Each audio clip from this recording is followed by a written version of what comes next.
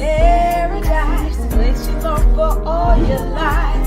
You in a university, manifesting all your dreams. With paradise, your land is home. Writing contracts on your own. Protect your loved ones every day. Knowledge goes a long, long way. You in a university for me.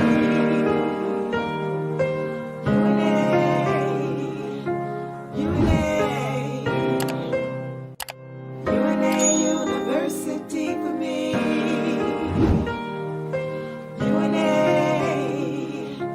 UNA. Paradise, all your life. University, all your dreams. Land is home, on your own. Every day. Long, long way. University for me. UNA.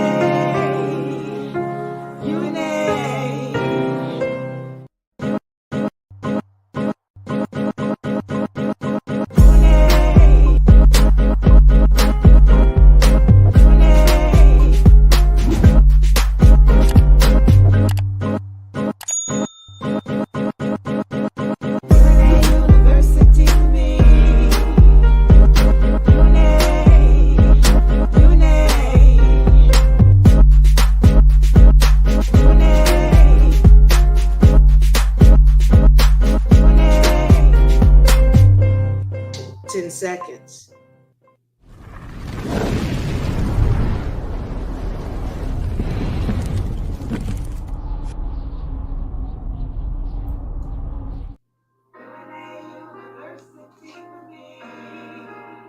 Yes, yes, yes, yes. UNA. Yeah. Halo. Welcome, welcome. Welcome. Yours truly, Vibratory, representing for UNA Republic and UNA University. Halo. Welcome. We got it going on tonight. Who's in the house? Yes, yes, yes, yes. UNA. Yeah, all right. Welcome. Let's see, Patrick's in the house. Gerald, Stacy, Sasha, all my people who joined before now. Let me see who I have in here. I'm all Rumper Room in the house right now. Royal and Catfish, Luzolo, Clem, Tim, Angie, that man. Oh, Mac. Welcome. All right, let's get into this thing. I want y'all to like, share, and I did it then. Hold on. Get that off the screen. All right, let me see if I can figure this out.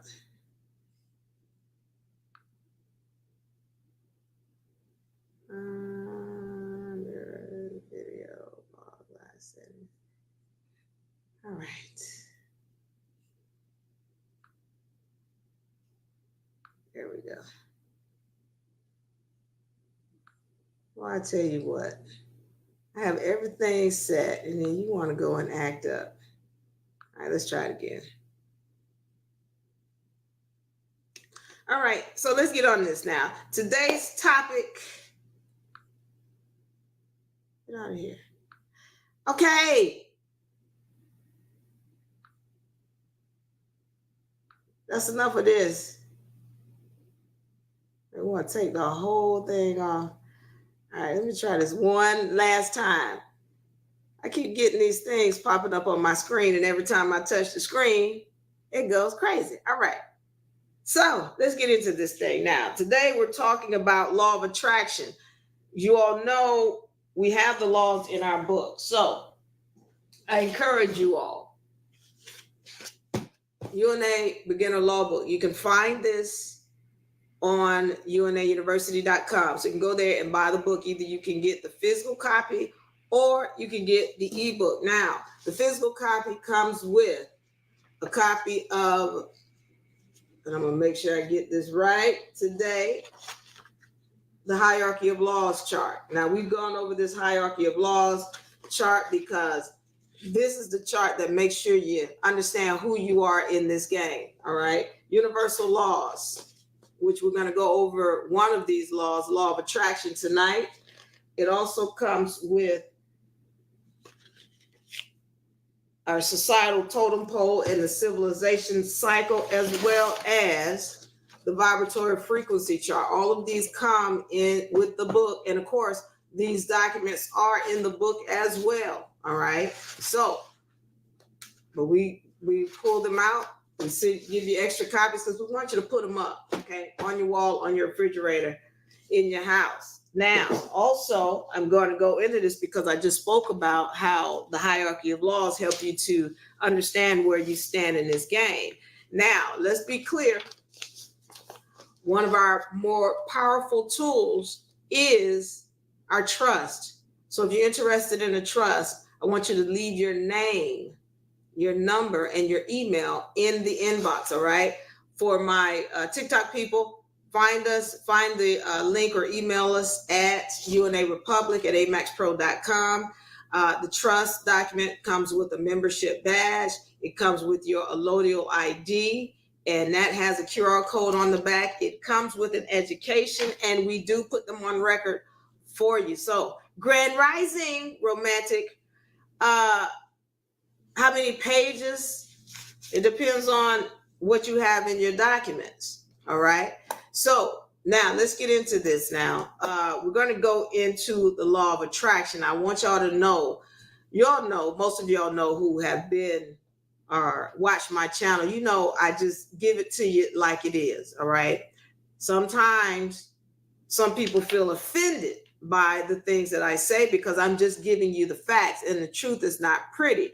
But for those of y'all who do not appreciate or get upset with me because of the things that I say, I want you to know that you can bite these nuts. These nuts are natural salted nuts. Bite these nuts by dropping jewels. These nuts stands for Dibbleries nuts. Bite these nuts. All right, these are my spicy nuts. Yeah. And we got chocolate covered nuts. They're by dropping jewels. Because Diva's dropping jewels. Pun intended. All right, let's go. Let's go. What we're talking about today? We're talking about... You're laughing in the room. That's fine. We're talking about tonight the law of attraction. Now, you all know we go very heavy on the universal laws because of the simple fact that the universal laws are the basis of this dimension, all right? The universal laws, those are the laws that make up the basis of this dimension. So I want to pull my, I just had my universal law chart. All right, I want to pull my universal law chart up here and go over some things. Now, oh, there it is. Now, law of attraction right here. And I want to read what the law of attraction says. It says, our thoughts, emotions, words, and attraction, our thoughts, emotions, words, and actions attract the things, events, and people that enter our lives. Your physical world is a reflection of your thoughts. Reflect positivity. All right. Now, one of the things about this law of attraction, people think that you can, I don't believe in the law of attraction. I had somebody tell me that once. They said, I don't believe in the law of attraction. Let me go over the basis of the universal laws, all right? The main principle behind the universal laws is whatever energy you put out must come back. Whatever energy you put out must come back. That is a law. When you're talking about karma, karma is a law. It's a universal principle. And as I said this last week, When we're talking about gods, I've seen gods on the macroscopic level and on the microscopic level and in this dimension. And all of them have to deal with these universal laws, all of them. So whatever energy you putting out, it must come back. All right. So that's the main principle. But when we're talking about, for example, the law of attraction, people want to act like, oh, well, that's not real. I don't believe in the law of attraction. Okay. The reason why this is important is that people are getting energies and they're not understanding why they're getting the energy. So when I hear people keep using this N-word term all the time, narcissist, and oh, you a narcissist and narcissist and narcissist. Let me make this clear to you. Anybody who's constantly dwelling on this term narcissist, they are a narcissist. You ever heard of that word? It takes one to know one. Okay. It takes one to know one. And that's why we need to get into this law, the law of attraction. Once again, reading it. Our thoughts, emotions, words, and actions attract the things, events, and people that enter our lives. Your physical world is a reflection of your thoughts. Reflect positivity. Okay, so what does that mean? When we're talking about relationships, for example, you will hear people who will claim they are victims. Oh, well, he did this, and my ex, and he a low down, no good, dirty, cheating, rotten. Wait a minute. Because everything you say about whoever these people are in your dimension, you're telling me about who you are. No, that's not me, dear, because I don't cheat and steal and I ain't rotten and that's not what you just told me. Once again, if somebody is in your dimension, they are reflecting you. And that's one of the big things, because when we talk about attractions, you're attracting people who are like you. So when we're talking about someone who is in a relationship and they're in a situation where they feel that they are being victimized, when you go and look in their past, you're going to find that they delivered the same energy to someone else that's being delivered to them. I said this last week, and I'll say it again. I've never seen the righteous forsaken. So as much as we want to run to the defense of someone and we want to say, oh, well, he is victimizing her and he is doing this and that to her. Well, the problem is not him, it's her. I get it. I know, oh, these men, they just terrible. They just low down. But you attracting them. That means you are that. Because they can only appear in your dimension if you are drawing them, if you are drawing the energy. So let's be clear on this. When somebody you see them and they have all of these negative things going on around them, when there's constantly turmoil in their life, remember, watch this now. You'll see a woman, and let's say she's in an abusive relationship. And somebody comes and gets her, and they try to rescue her and pull her out of that relationship. Well, what happens? She ends up going right back to him. Or if she leaves him, she ends up in another abusive relationship. Let's understand why it's important to understand this law. It's not the person that's the issue. It's you who's drawing that person. And the reason why this is important to understand is because you might leave this one, but if you haven't cleaned up within yourself, if you haven't cleaned up the issues within you that drew that person to you, then you're going to end up with somebody else just like that one. All right. You people with these jobs that you can't stand.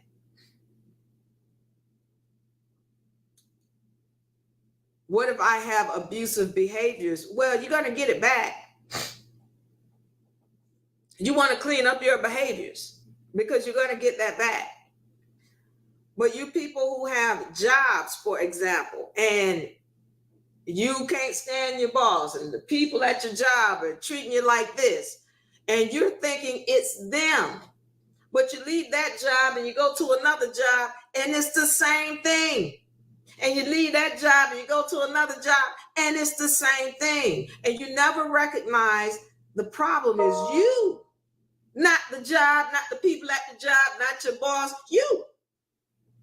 And once we start to clear that up, then your life changes. Your life changes. The deal is that when we're going into these jobs, the people who we're dealing with, they are reflecting us. And so not knowing that, we want to call everybody a butthole, and this one a butthole, and these people, and they just bad people. And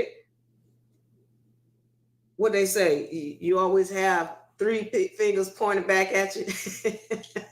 What's that guy? He did this number right here. You. It's you.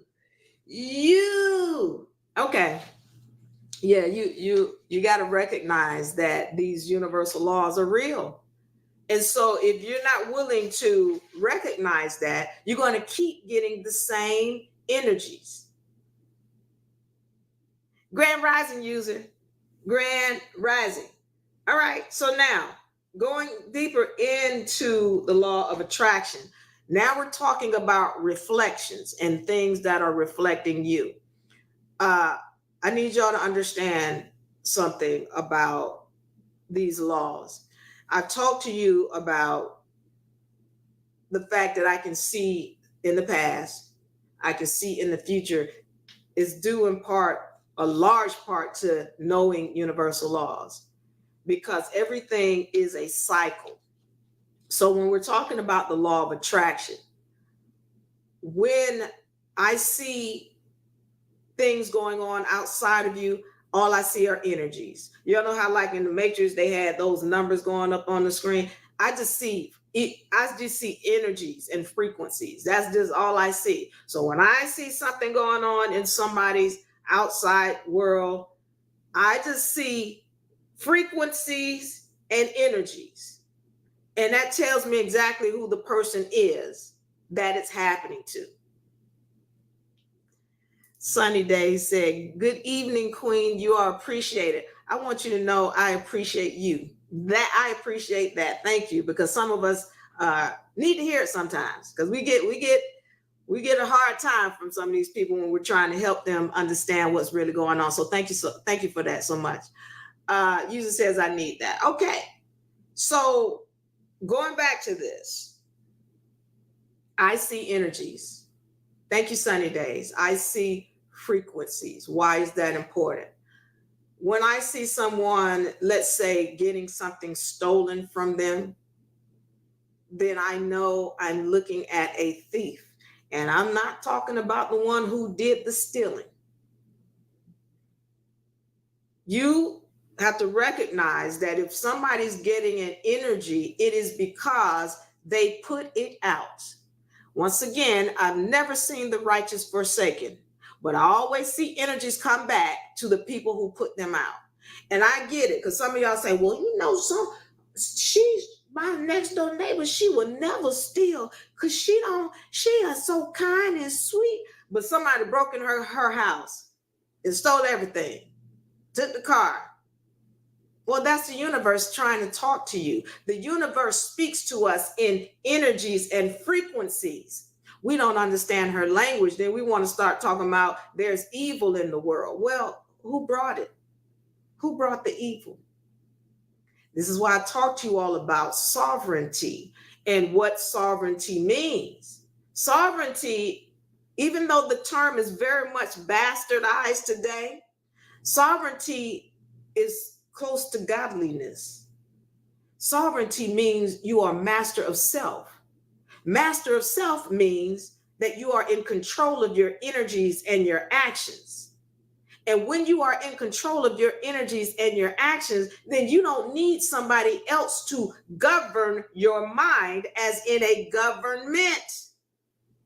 Governments show up because people are immature, they're lazy, they're disrespectful, and then somebody else, the universe, has to step in to deliver the energies to them that they put out. And once those energies get delivered to them, they want to act like a victim. But there's no such thing as a victim. When an energy is coming to someone, the universe is talking to you and telling you, look at what they did. This includes melanated people. This includes women. This includes that child. This includes what's about to happen to the Albion. This includes the Asians and the Africans who are suffering. This includes everyone, because we want to blame God for these things that are happening. But the truth is that all energies are energies that are returned. That's it. We want to make it difficult. Well, sometimes, D, well, you know, it's just, that's not what the law says. The law says nothing is happenstance. There are no victims. And when you see an energy, that energy is showing up because it was put out. Who put it out? Y'all want to blame God for that. Well, who's the God? You. You. All of us. And one of the problems is we don't recognize that we are ethereal beings. Ethereal beings. You always were, always will be. This includes you Albions too. Ethereal beings. You always were, you always will be. And as spiritual entities, we keep coming in here and fighting as different in different vessels. So you Albions, you were in here again, brought into this land, and there's been lies about your history. Somebody's made you think that, oh, well, you know, some of us was brought in as indentured servants when the Albions came in here as full-fledged slaves. And so now you have this thought about, oh, well, we was indentured servants and we was running things and our forefathers, when the truth is, it wasn't your forefathers. It would have been my forefathers, who was melanated people. And then so melanated people are told they were brought in here as slaves. And I need y'all to understand something, because I was talking to somebody about this the other day, and I have a lot of people in the comment sections, and I need y'all to pay attention to what I'm about to say. A lot of people say, well, that happened in the past. This is now, Diva. Well, what does it matter? Pay attention. Because you all think the past happened in the past and it doesn't matter. But I need you to understand, if I can change your past, then I can change your future. If I can change your past, then I can change your future. And somebody has changed the past of melanated people and have told them they were lowly slaves in this thing. Never told melanated people that they was doctors and judges and lawyers and business owners and slave owners and plantation owners, and they never told you. So now you've changed the past of these people. And the only thing they have to look forward to is something dismal, because they think they came from something less than. I need y'all to understand that the past is constantly changing, and it matters to know what happened in the past, not only because it changes your future, but because if you don't know what happened in the past, you will repeat that in the future. And y'all melanated people, I need you to understand, You're about to be back in charge, like you were once before. But you did a lot of dirt to these Albion people, and that hasn't been cleaned up. See, everybody keeps talking about, oh, it was a curse. It was a curse put on us. Listen, pay attention. You did it because you are your ancestors. So when you put out that dirt, when you was on top, well, the Albion had the chance now to return the energy to you. That's why you go to the prison industrial complex and you see all these melanated males in there. That's why. You want to know who the Moors were that kidnapped these Albions and brought them in here? Go to the prison industrial complex. That's who they are.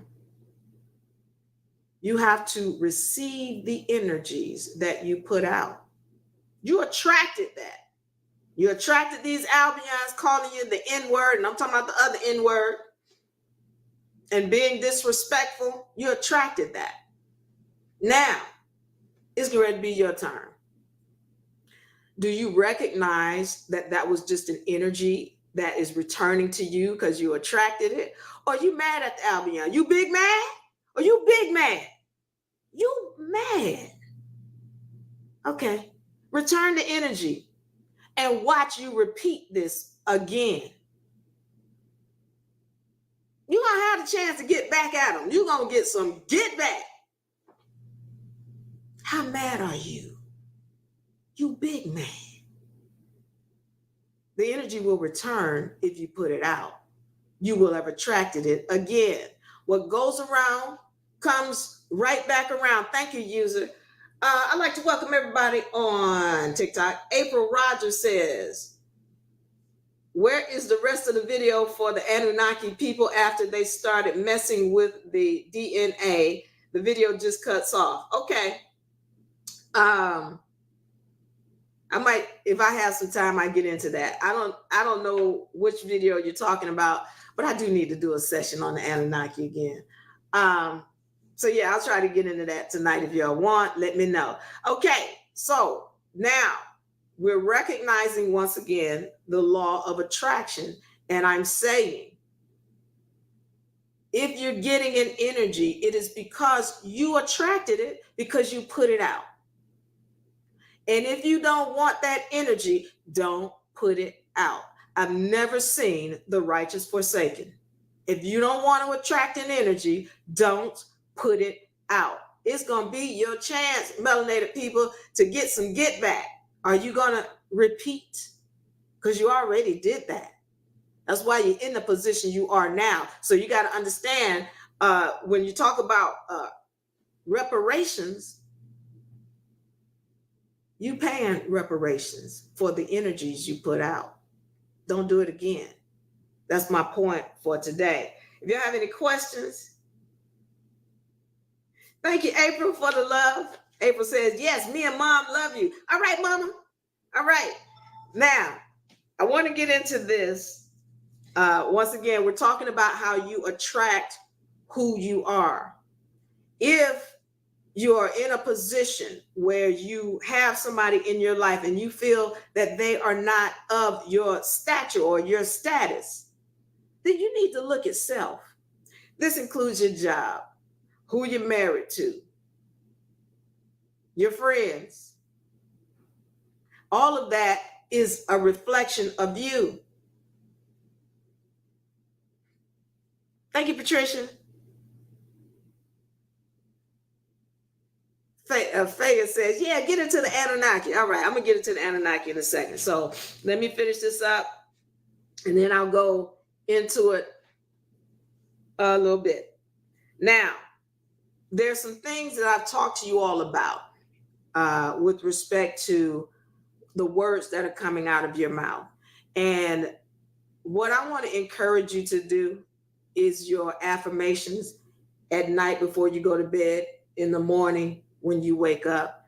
And one of the things that I encourage, especially my students, to do is these are 6 characteristic traits that I make sure I speak over me, because these are the people who I deal with. All right.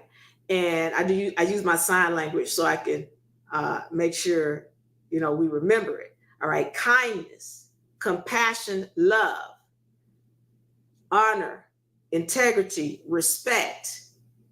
Kindness, compassion, love, honor, integrity, respect. Those are the characteristic traits of Diva-Laree. And those are the people who end up in my dimension. I don't attract anything else. I don't speak anything else, because the only thing I care to be around are people who have kindness, compassion, and love, honor, integrity, and respect. That's it. And that's all. So make sure that when we're waking up, we're speaking those things. Make sure when we're going to bed, we're speaking those things. As you speak it, so must it appear. All right. It's important, because some of you all say some things, you call yourself some things, and you should not be doing it.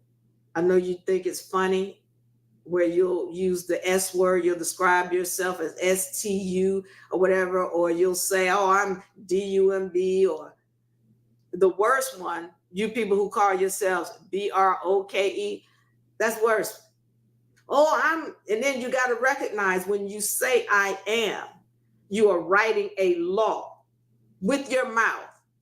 I am is a very, very powerful phrase. I am kindness, compassion, love, honor, integrity, respect. I am. Don't put anything negative behind that phrase, not even tired. We're going to start recognizing the power of our words. And as we start doing that, you're going to see all of this change. All of your dimension is going to change.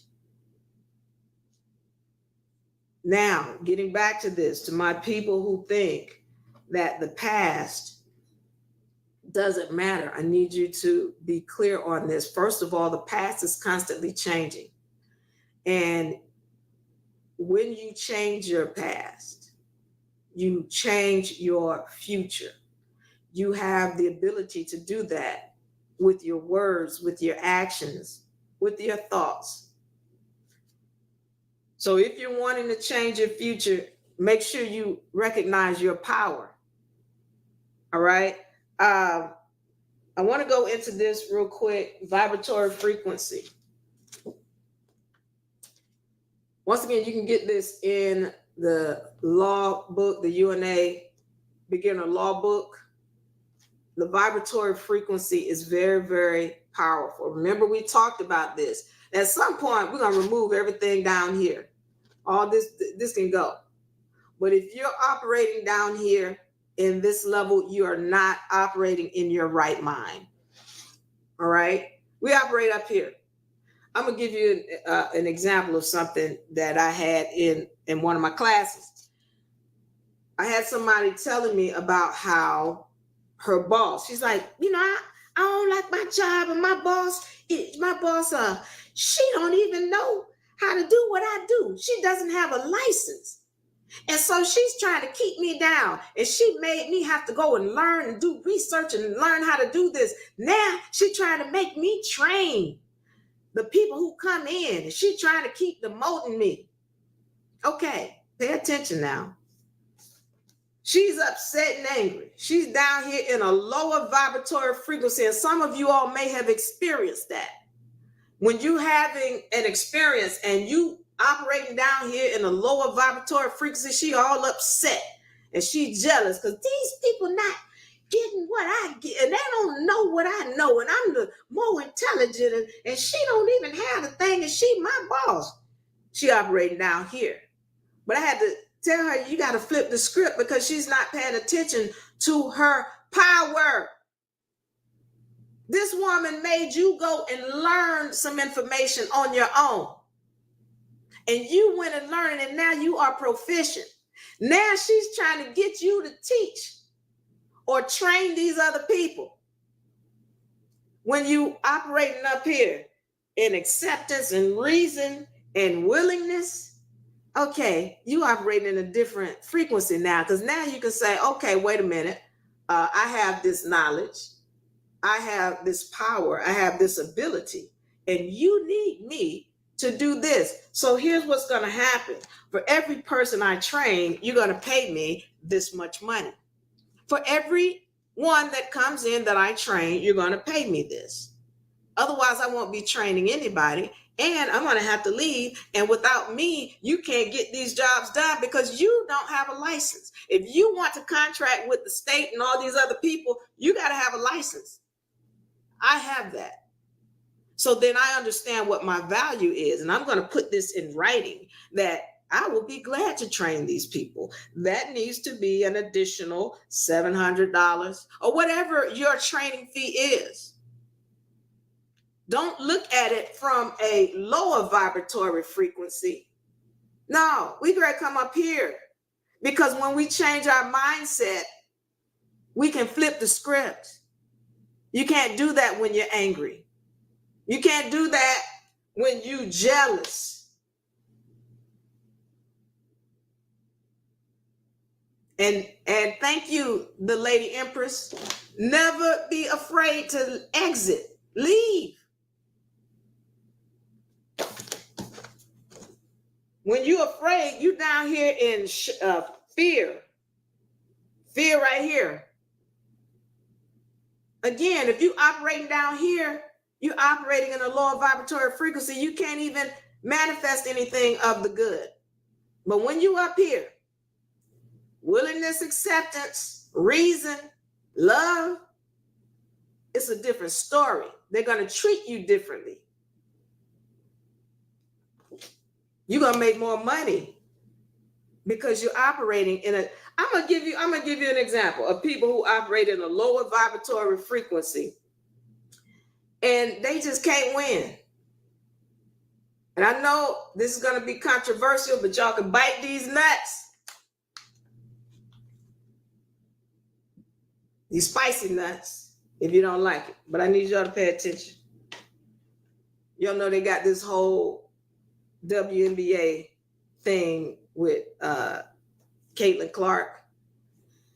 And this is an Albion woman, for those of y'all who might not be aware, coming from college, Iowa. And she goes into the WNBA, and she took a load of fans with her, because this is a woman who in college, now I had never heard of this. In college, this woman, they had a preseason game, a preseason women's basketball game in a football stadium, and it sold out. They had a preseason women's basketball game in a football stadium, and it sold out. I've never seen that. I've never heard of that. But at any rate, she has a lot of fans following her into the WNBA. So she gets to the WNBA, and these people are giving her hell. They mistreating her. You know, they coming down on her or what have you, and just saying a whole bunch of negative. They just like her because she white. Okay. Jealousy, apathy, anger. They operating down here. She comes in, and they're not recognizing that she is bringing all of them money. There's one, her name, the one who I'm talking about, Caitlin Clark. Then there's the expected MVP for this season, Asia Wilson. Asia Wilson is expected to get the MVP, and she's well known as one of the best players in the WNBA. But she didn't get the eyeballs that she was getting until Caitlin Clark came in. Instead of recognizing this woman as, oh, she's bringing more eyes to me, now I can sell more, it's this hate. Not to say that Asia Wilson is hating, and she was, but not to say that she was, but she was. And it wasn't just her, it's a lot of these women in the WNBA, they operate in a lower vibratory frequency. Instead of recognizing that this woman get ready to lift this sinking ship, is hate. Because I tell you what, if I was an Agent Wilson, I would have welcomed Caitlin Clark with open arms. And then what happens with your shoe deal? She's upset because Caitlin Clark is about to get a shoe deal before she got a shoe deal. But guess what? Caitlin Clark's gonna sell out. Well, why not welcome her?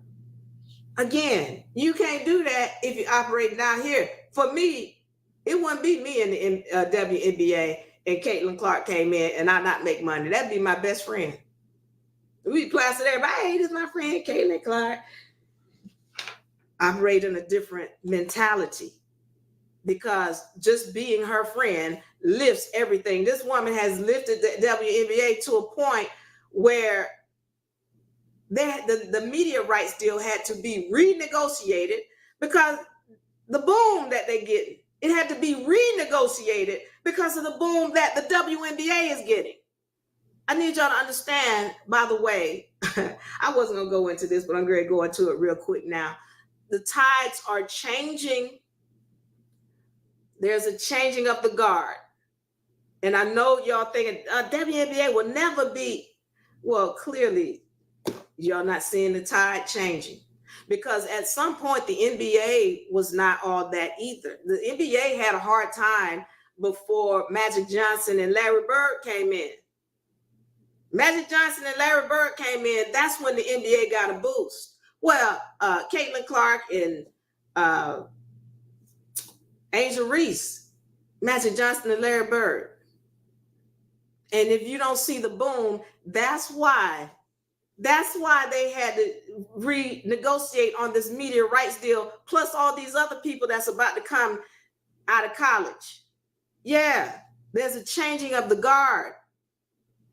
All of this is just spiritual. All of it is. I know you don't get it. But I told you there's a shift. There's a shift. The same way all of these large businesses and corporations, Xerox and all these large corporations that were number one at the top of the charts, Fortune 500 companies, they have fallen. Why? Because there's a changing of the guard, changing. So what I'm saying to you is note the change because it's happening in your face. Again, when you know these laws, it becomes very clear. When you know the laws, it becomes very clear. There's a changing of the guard. And somebody didn't, okay, hold up. Didn't I tell y'all who's running the game? All these sports organizations, NFL, NBA, in MLB, all of these major league sports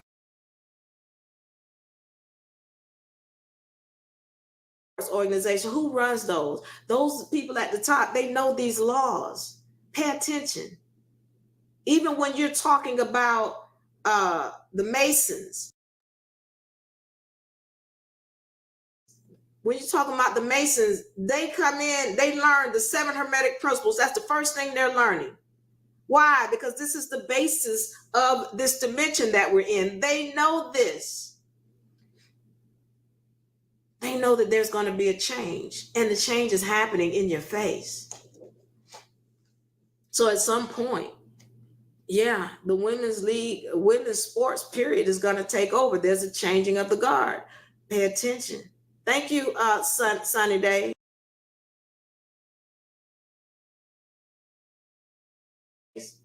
You know who they are. They know these laws. And so this is why they would renegotiate. Because, oh, we're going to make some money. Oh, this league is getting ready to switch it up.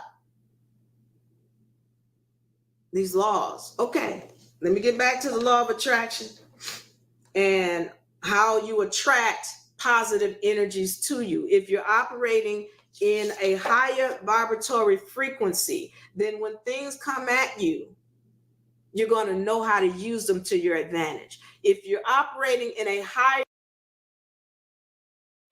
vibratory frequency, when adverse things happen to you, you're going to know how to use it to your advantage. All right. So,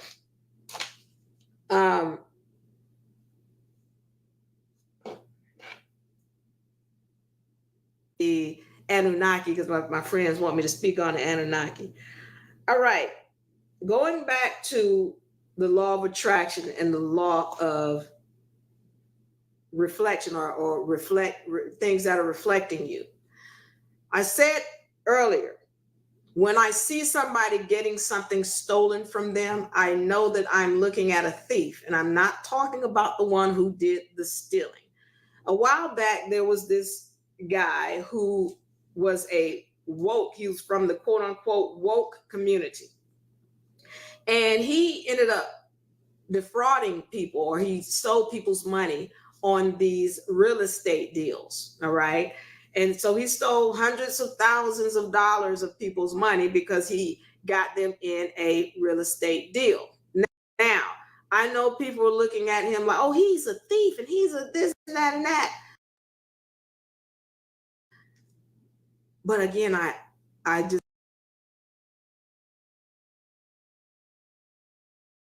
frequencies and energies. That's all I see.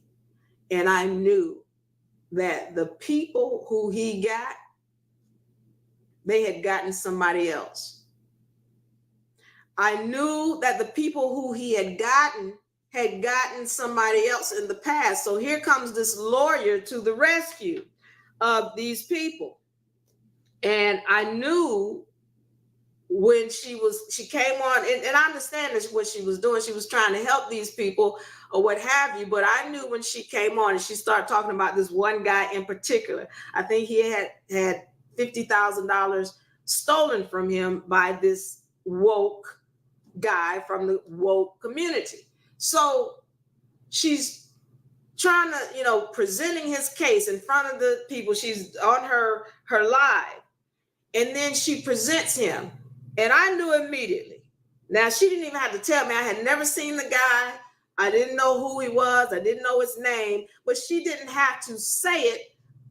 I knew that he was going to be somebody who did some other dirt, because I'd never seen the righteous forsaken. So she goes on, she has that one. And then, I'm sending a message because I'm like, did you check his background? Do you know who he is? At any rate, she comes on and she introduces him. She does another session. She introduces him. Turns out, oh, he was somebody who had been in prison.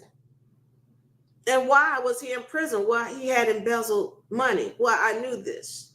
I didn't even need to see him because I know law. There are no victims. So I'm saying all of that to say this. Yeah, money was stolen from him. And I get it that this guy got a lot of people, but the only way he can get those people is if they were attracted to him. Why would they be attracted to him? Because they did it to somebody else. I get it. It seems harsh. It seems like, but Diva, it shouldn't be everybody. The law of attraction is very real. A criminal is going to attract other criminals. And so let me say this. People think that they can get away with dirt. The law is very real. It's very serious. You cannot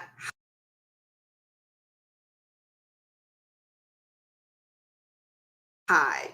If you put out an energy, it shall find you, even if you have to get it in the next lifetime. Some people think, you think somebody, because they got away with some kind of sexual misconduct in this life and they passed and, oh, they just get away with it. That's not how it works. They got to get that energy when they come back up in here. And what do they come in here as? A child. They come in here as a baby. Y'all think they innocent. Y'all think, oh, it's an innocent baby. He didn't do nothing to nobody. What does the Bible tell you? And again, yeah, the Bible is not the perfect word of God, but it's giving you a whole bunch of clues. Told you, we come in here in sin. Because if you coming back into this dimension right here, you coming in here because there's a lesson you got to learn. There's some energies you put out and you've got to deal with them before you get up out of here. So do some dirt before you get out of here.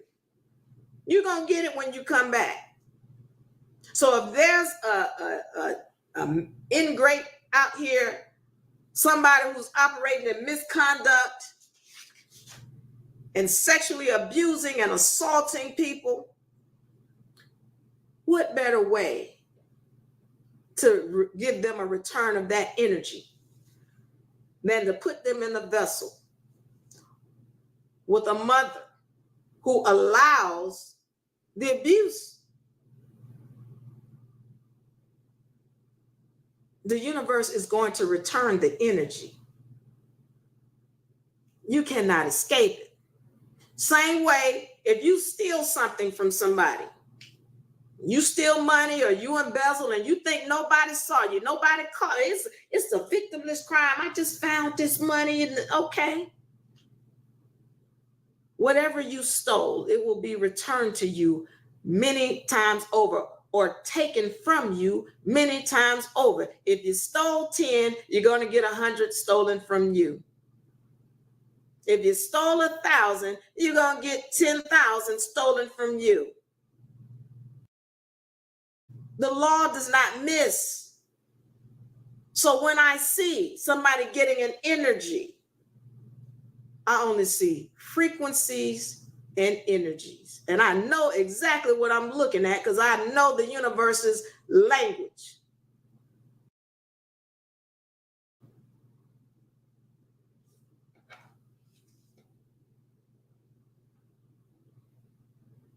Thank you, April.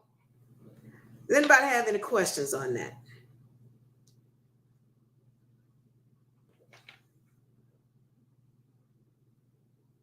All right. And lastly, my business owners, listen, if you're in business, understand that, again, you're going to attract to you in business who you are.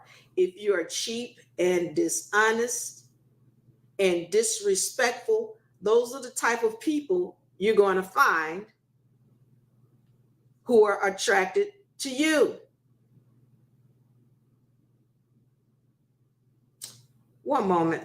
I got some cycling on my screen over here. Phil says accepted by consent. That's right.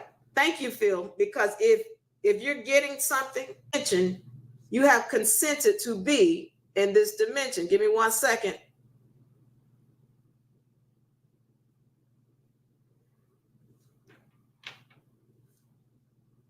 And so if you are receiving an energy,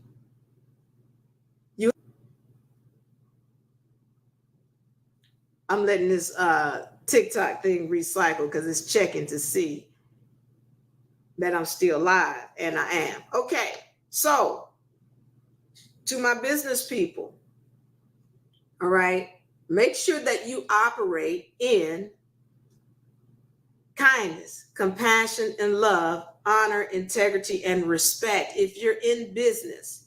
So I have clients, and I like to make sure I take care of my clients and my students. I like to make sure that I do what I say I'm going to do. And I like to make sure that if I have to pay somebody else for something or a service, that I do it in a timely manner. Why? Because I got clients and students. I want them to pay me in a timely manner. And so if I am expecting that, then I have to be that. If I'm here in business, integrity and respect, they didn't pay me my money on time for their contractors that they decide not going to pay you, and you're getting a return. It's ain't no good out here. They don't pay. You telling me about who you are and what you did to somebody righteous forsaken. As we move forward, I'm gonna get into Diva. Let me pay for membership package now. All right, Sandra L.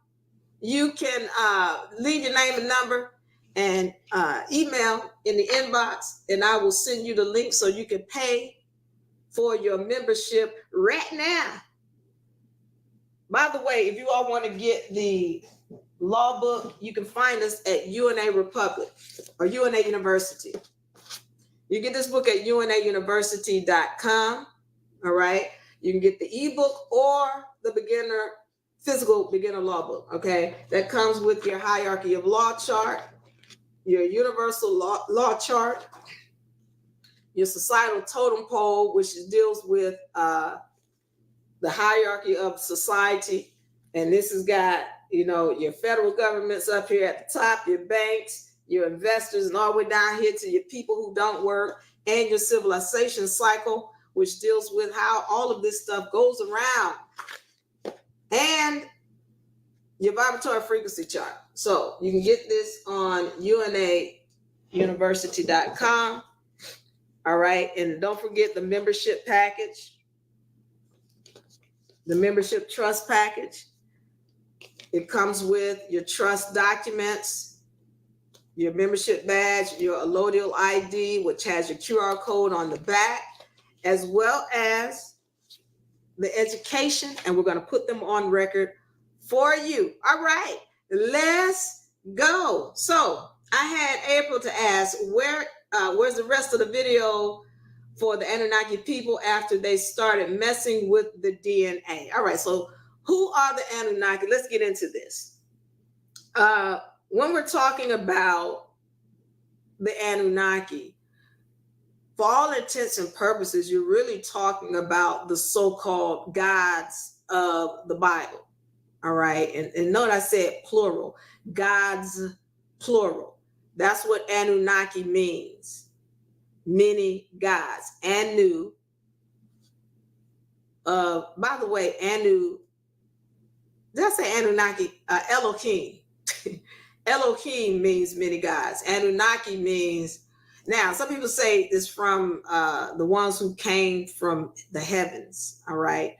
But Anu was the father of the Anunnaki, according to the ancient scripture. Anu was the father, and then he had the sons Enki and Enlil.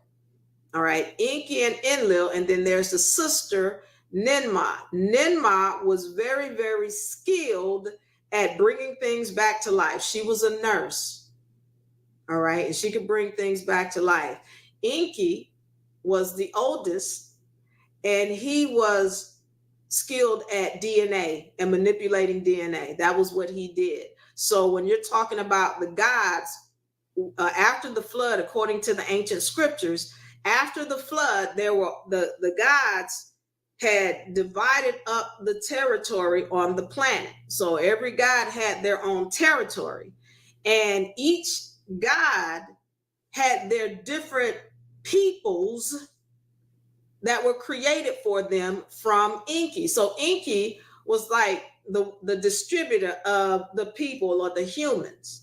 So you had a god over here, for example, who was in Japan or the China or the Asian area, because they had divided it up into different territories.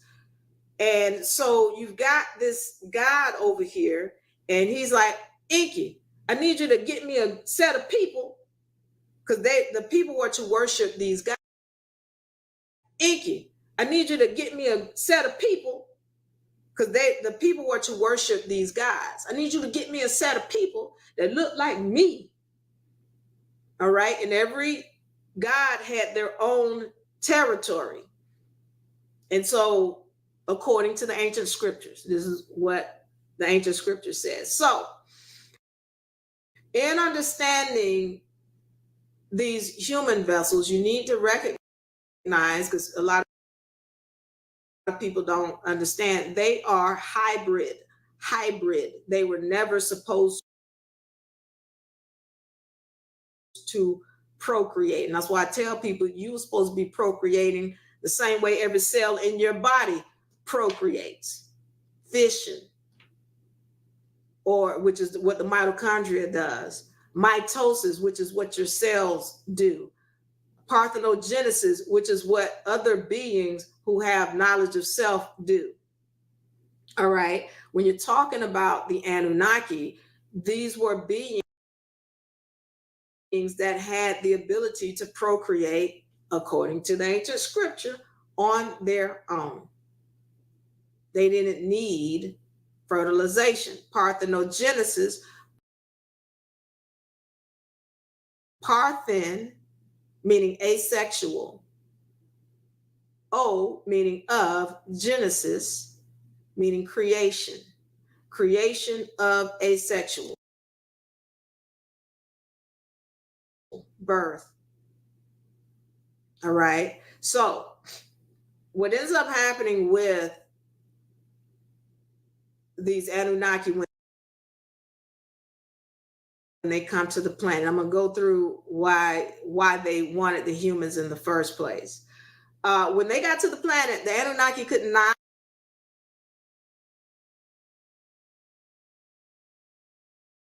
according to the ancient scriptures, take the topography of the land.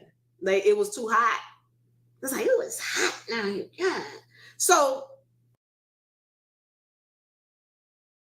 they had brought another group of beings with them called the Igigi, who they had as slaves. And so these Igigis were the ones who were here to mine the gold. Now, why were they here for the gold? Because they needed the gold to save their planet.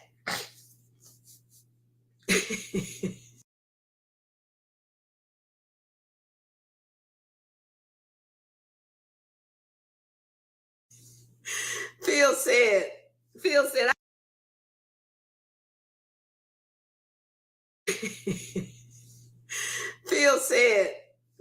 I need.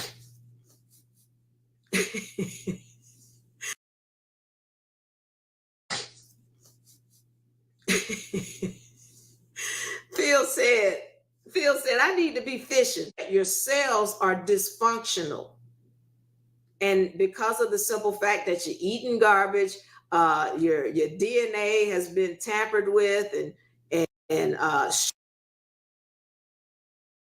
shortened. That's another thing. We'll get into that in a second. So what has happened is they came to the planet to get this gold because they would turn it into this fine powder whereby they remove all of the metallic properties. And this is one of the things that if you look in the Bible, when Moses came down off the mountain and he saw them with that golden calf, and he made them he was upset.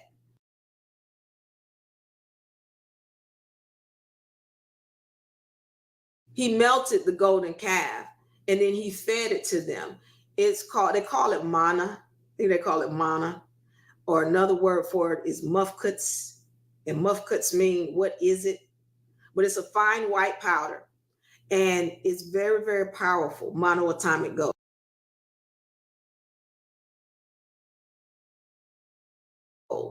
And he fed it to them.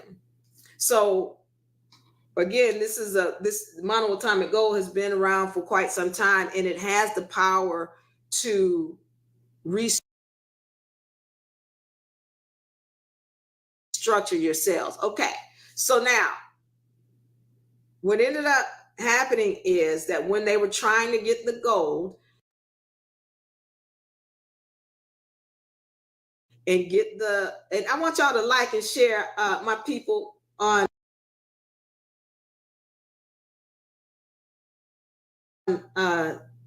TikTok and YouTube and Facebook.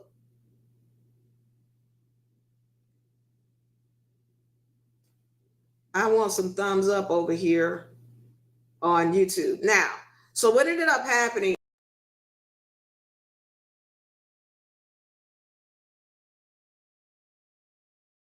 is the Anunnaki, the Igigi revolted. They revolted and they were like, it's too hot. We're not doing this no more. We're ready to stop. And then they kidnapped one of the Anunnaki. All right. So at this point,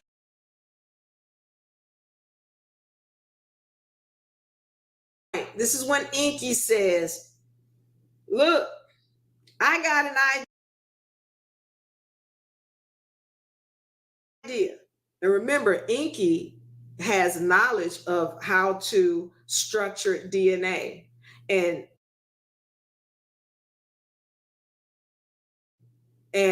Enlil, which is the younger brother, but he was in charge.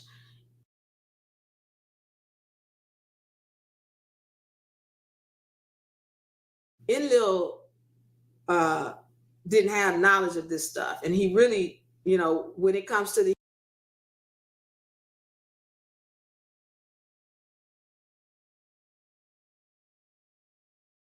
humans, he didn't want the humans created in the first place. I'll go into that in a second. But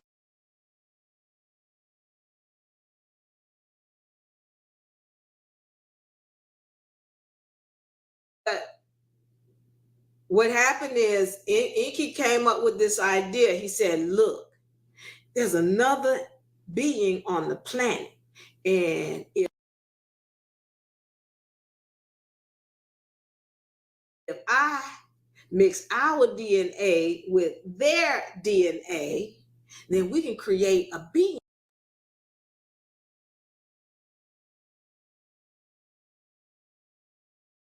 that can do the work for us, because we just need them to have the hands so they could, handle the tools, and we need them to have the knowledge so that we can give instructions on what to do and they will be able to follow it. Okay, so he tells this idea to Enlil, and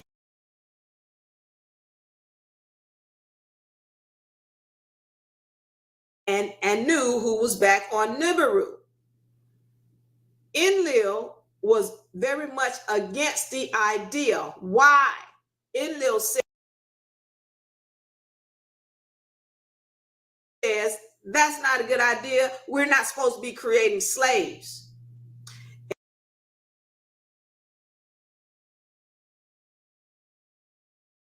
And Inky said, no, they're not going to be we just going to make them in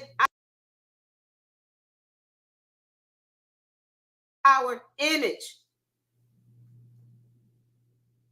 because we need work to be done. We don't have a choice. We're trying to save the planet. The Igigi are revolting. We got to do this. So I need to create a being so that we can get this gold mined. So they call Anu, and Anu is listening to the whole argument, and Enlil is like, we shouldn't do this because we're not supposed to be creating slaves. We're going to get in trouble with the universe.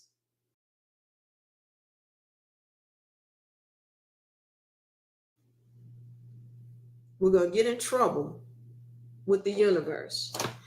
No, Dad, listen to me. This is Inky talking. Listen to me. We can do this. See, all I need to do is just put a little bit of our DNA into these other beings, and then we're going to be able to get them to do what we need to do. and then we can, we don't have to worry about the igigi. So after hearing the arguments, Anu says, can you do it, Inky? Are you sure you can do it? Inky says, yeah, Dad, I got it. I can do it. Okay. So then they get into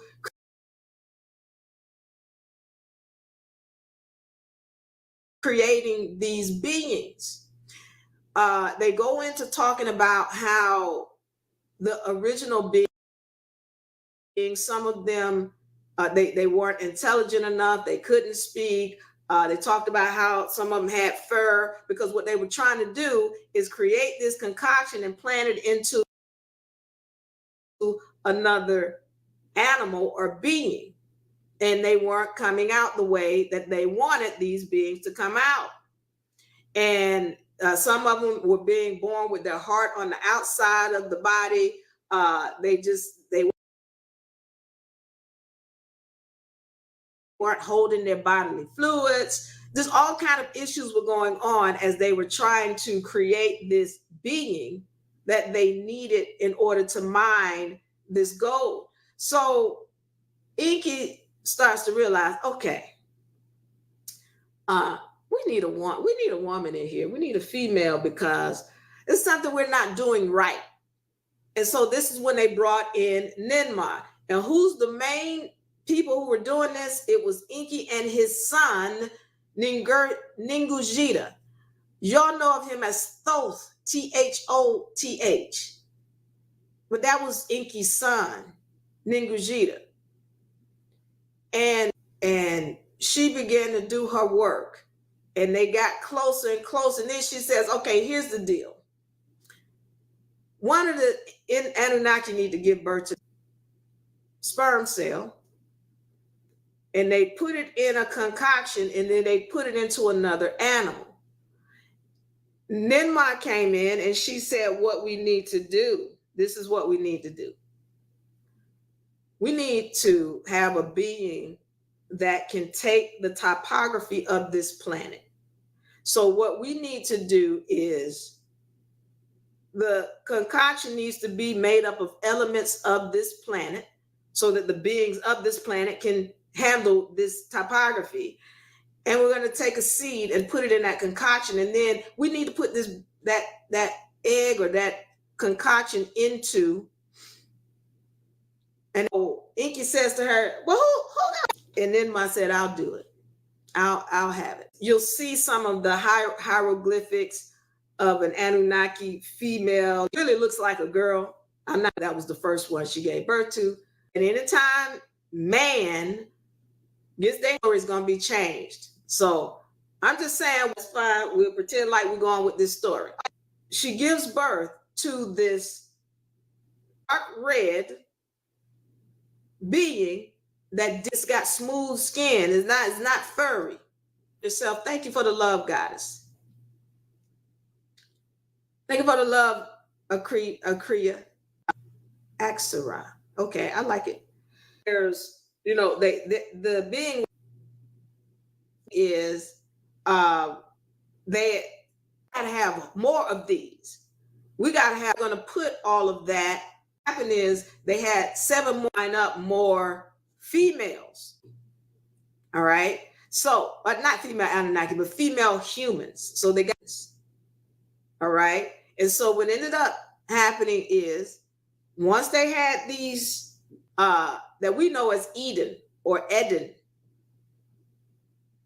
the Garden of Eden, watched over because they wanted to see them procreate. This was a big, big project, because once again, the Anunnaki were trying to save their planet, and they needed to go, as if they had people to mine it. And the Igigi had made it clear they wasn't mining out one doggone another piece of gold. And so they had to create this being. So this was a big deal. So they were watching this Adam and Eve as they were in the garden, or this territory that's in the place that we know that supposedly is where the Garden of Eden was. And then Mesopotamia is what we know of as modern day Iraq. All right. Ships, according to ancient scriptures, according to the Bible had a whole bunch of UFO sightings. Y'all know Ezekiel? Somebody in the comment section tell me what Ezekiel saw. Is this thing on?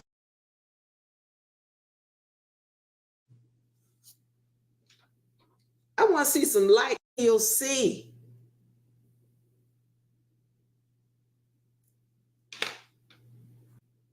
Is anybody, can y'all hear me? Is this thing on? Am I talking to myself? Y'all like the Anunnaki story, but y'all won't talk to me. I want to thank you all for joining. All my people in YouTube, thank Sacred and Hollywood. The Lady Empress, thank you. Y'all not going to tell me what Ezekiel saw? Ezekiel saw the wheel way in the middle of the air, and the big wheel runs by faith, and the little wheel runs by the grace of God. It's a wheel and a spaceship. Spaceship. Can y'all still hear me?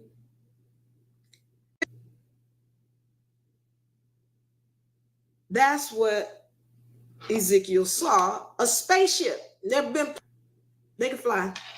And technology that we're finding today is old compared to what they had back then when they came. Eden was in what we know of as modern day Peru.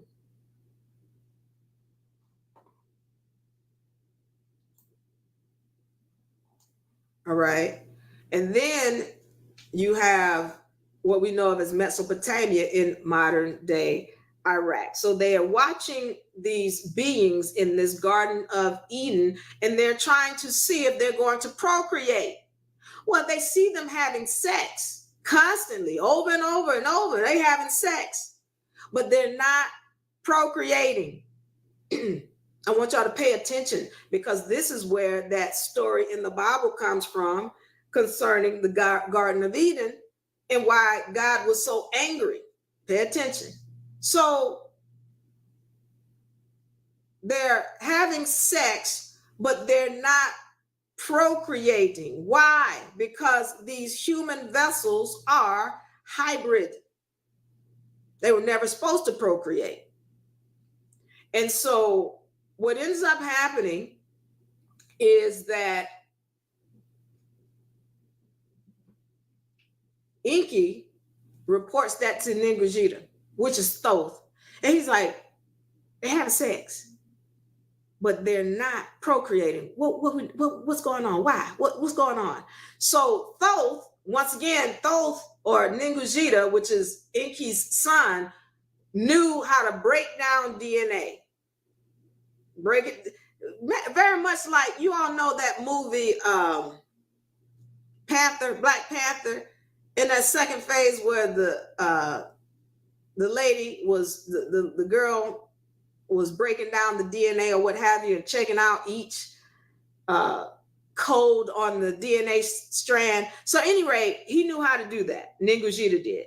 And he recognized what the issue was. This is when he put Enki and Ninmah to sleep and Adam and Eve to sleep. At this time, he took DNA from the ribs of Enki and put it in Adam. And he took DNA from the rib of Ninmah and he put it in Eve. That's where that rib story comes from. They had to be put to sleep because he needed to give them more DNA so that the vessels could procreate. And when he did that, he gave them more knowledge of self. And now you get ready to understand why, quote unquote, God kicked Adam and Eve out of the garden. So pay attention. When they woke up and they put Adam and Eve back in the garden, Adam and Eve became aware of their nakedness. Pay attention, because they didn't know they was naked at first because they didn't have knowledge of self. All right. So when he put that DNA, they gave them more knowledge of self. Then they became aware they're naked.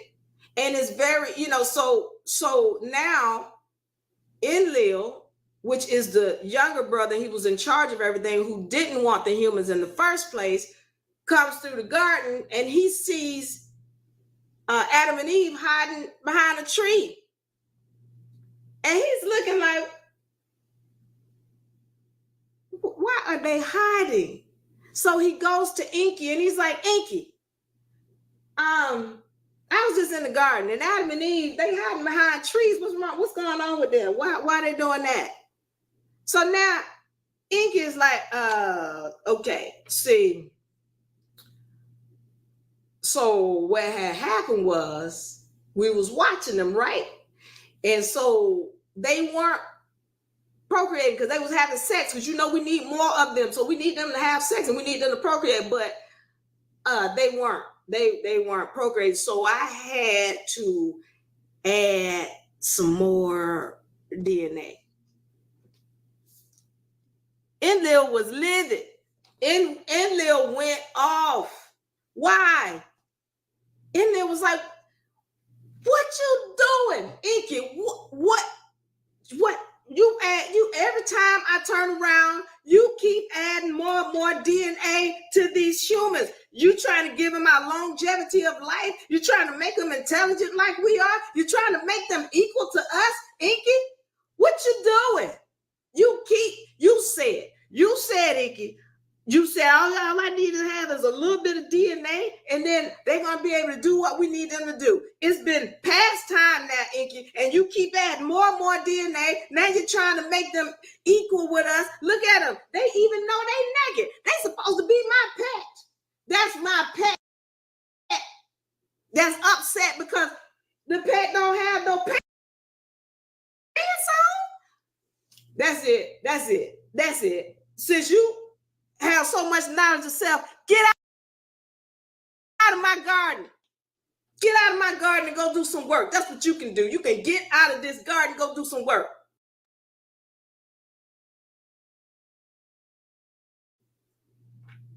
That's why they got kicked out. So you understand, it's the equivalent of you walk in the house and your cat covering themselves up like, ooh, or your dog. Yeah, that's the equivalent of that. So they got knowledge of self, and I need y'all to understand, all the Anunnaki were not okay with the humans being equal to them. I talked about Caitlin Clark and this whole WNBA thing. An Albion woman coming up into the WNBA with skills. Oh, they don't like that. You ain't equal to us. You can't be equal to us. Well, that's what happened. The humans had knowledge of self, and now there's a threat of them being equal with the Anunnaki. And I want y'all to pay attention, since we're talking about reflections and things coming back. Pay attention to what I'm about to say.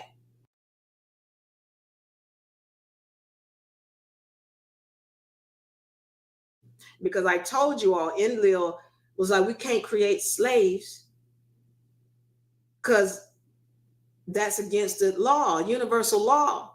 Why is it against the law? Because if you put out an energy, it has to come back. That's why he didn't want it. And so I'm going to talk a little bit about that before we get out of here, once I get finished with this story. But what ends up happening is that Enlil kicked Adam and Eve out of the Garden of Eden. This is why, somebody rewrote the Bible. I'm gonna tell you who did it. Inky had another son. His name was Marduk, and Inky's son was a very, very jealous being. Y'all need to go read the ancient scriptures, that Lost Book of Inky. He's very jealous.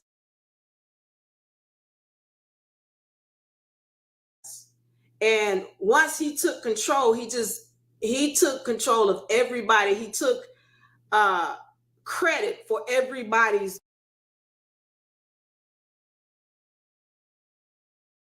doing. And he's like, I'm the only God. So now the Bible looks like it was just one God when there were many. That's why when you read it, it looks like somebody's schizophrenic. Like, this guy is schizophrenic. He loves us one minute and hate the humans next minute. What's wrong with him? There's more than one of them. That's what the issue was. So they get kicked out. Now, one of the things when you read the book of Enki, you'll find that there was two.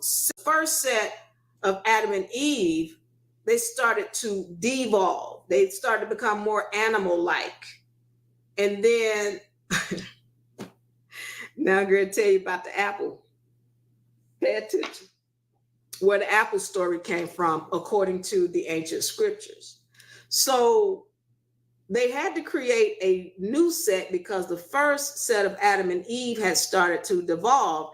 And if you read the Bible with a microscopic glass, like some people really dissect it, you'll see that there was two sets. But it's hard to tell it because, again, that book doesn't tell the whole story. The story has been changed from the original scriptures and all of that. But there was two sets according to the ancient scriptures, and even you can see that when you read the Bible. So the way this second set came about, Enki, who, by the way, let me say this, you all know Shakespeare. And Shakespeare would write about how the treachery that would be going on with the royalty and how they would kill each other over this and that. And, it'd be a king and a queen, and then she's sleeping with her son, and then her son killed the uncle, and, so that kind of stuff, that's what the Anunnaki would do. Anything you can say about what humans do, the Anunnaki did, and worse: rape, robbery, theft. I can only think of so many, but they did all of that. Murder. They were notorious, but they were very ill-mannered. So all that being said, Enki was one of the incest. That was a big one. Him and Ninmah, I think they had a son together. But Enki would sex things regularly. Like he didn't have any control. He saw something that turned him on. He was trying to sex it. That's what he did. And at this time, they were not supposed to be sexing the humans, because, again, it's about like you sexing your pet cat or pet dog. You're not supposed to be doing that. That's interspecies, right? So he didn't care. And he would sex any and everything moving. So what ended up happening was, and you're going to understand why this is known as God's people, you're going to start understanding why they're known as God's people. So at this time, Enki is on a boat, according to the ancient scriptures, with his right-hand man, his partner, whoever this guy was. They riding on a boat, and they come across these humans, female humans. And they was dark. They was dark female humans. And Enki was like, okay. So he comes up on these female humans, and one of them offers him an apple. And Enki was like, yeah, come on over here, let me get a bite of that apple. And so they go to wherever they went. He took two of them, and they went to wherever they went, and he sexed them. And in the ancient scriptures, it's like Enki poured his semen. Enki poured his semen into them. Yes, Sandra L's over here. Yes, that's who Enki was, Sandra. So he sexes these two human women. Once again, it was her who offered him the apple. Now you understand where the apple story comes from. But he comes back out and he says to his partner, he's like, look, if they get pregnant, I need you to come back over here and check on them. But if they get pregnant, I need you to let me know. And sure enough, they got pregnant. His partner came back and told him, he's like, listen, they pregnant. So Inky told the guy, he said, listen, once they give birth, I need you to go get those babies and I need you to bring them and leave them on the doorstep. All right. So that's exactly what he did. Yeah, the Lady Empress, brown sugar. Yep. So he went and got the partner went and got the babies and he left them on the doorstep. And then his wife, Inky's wife, came out and she was like, oh, look, those human, they left they left their babies on our doorstep. Does that sound familiar? Once again, you got to read the ancient scriptures. Read the Lost Book of Inky, and you understand where these stories in the Bible are coming from. But they found the babies on the doorstep, and so she brought them in and raised them as her own. Well, these children were very intelligent. They were highly intelligent because they come from Inky's DNA. And I want to go back to something when I told you about how Enlil was very upset about adding more DNA because they didn't want them to be equal. And so I'm saying this because, there are people who are running this game and who are educating us. And then people go, well, why wouldn't they teach us everything? The people who are educating you are oppressing you.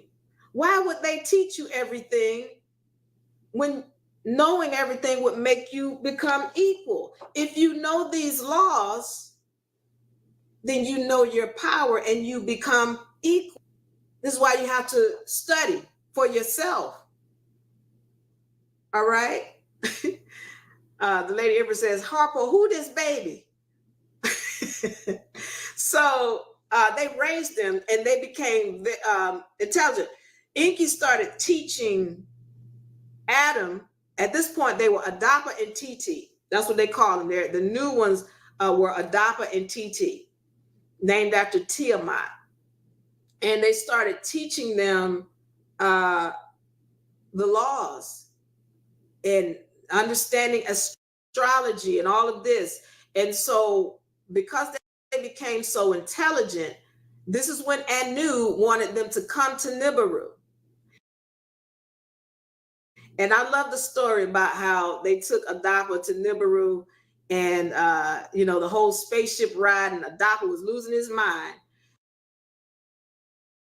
And they had to tie him down because he kept trying to get up and leave. He was scared. So I'm going to tell you what Anu sent downward, because by this time, this whole human project had picked up and everybody was excited about it. And Anu was excited about it. The people on Nibiru were excited about this human project. So Anu sent word that he wanted Adapa to visit him. Now, I got to tell you about this story because I've studied that book and then I've studied things outside of that. But before Adapa went up to visit Nibiru and Anu, Inky had a conversation. You know how your mama give you a conversation when you get ready to go off. Don't embarrass me. Don't ask for nothing. Don't eat nothing. Don't act foolish. Don't make me look. That's the kind of message that he gave Adapa. But it was more like, this is what he said to Adapa. He said, listen, I want you to understand that you might, just because we created you, I need you to understand that you are worthy. All right. Don't let them make you think you're less than. Don't let them make you feel that you're less than. You're not. You are worthy. So when you go up there, make sure you walk and act like you know you're worthy. Then he also told Adapa, according to the book of Enki, he told Adapa, now I need you to understand something. You are not supposed to be eating. He's like, your vessel is not designed for you to eat. You have longevity of life now. But if you eat, you will not. You will die. You want to die, eat anything. So my dad, he said, is going to offer you something to eat. My dad is going to offer you something to drink. You don't eat and you don't drink, or you will die. You want to die, Adapa? No, I don't want to die. Okay. Then don't eat or drink anything. All right.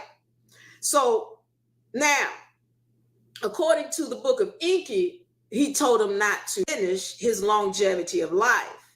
However, I read another story that what Anu offered Adapa was longevity of life. That if he were to eat and or drink, because you know the Anunnaki have a longevity of life. They're supposedly live for 2,000 years or whatever, over 2,000 years. But according to another scripture or documentation I read, that Enki knew that his father would offer him longevity of life. And he told him not to eat or drink because he didn't want him to be equal. Again, they didn't want the humans to be equal. Okay.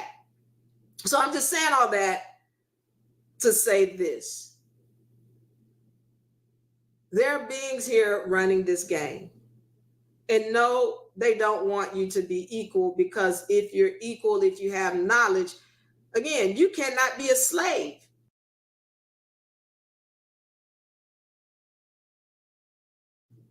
People keep asking me, well, does this make me sovereign? Am I sovereign now? What makes you sovereign is knowledge of self, mastery of self.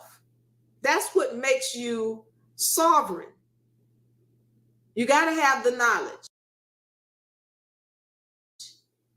And so if you don't have it, then you can't be sovereign. You don't have longevity. You will be a slave if you don't have knowledge. So once you have knowledge, nobody can enslave you. Well, that's what the Anunnaki were trying to avoid. They didn't want Adapa to have knowledge of self, because then who's going to mine the gold? We can't get the gold mine if these humans don't think they're slaves, if they don't think they're supposed to serve us, then we can't get the gold mine. All right. So this is why, according to another documentation outside of the book of Enki, is saying this is why we want him to have longevity of life. Even though he says, now, we know Enki, according to the left out scriptures, loved himself some Adapa. He loved himself some humans. According to the left out scriptures, he loved the humans because that was his creation. But when, according to another documentation, he had the opportunity to allow them to be,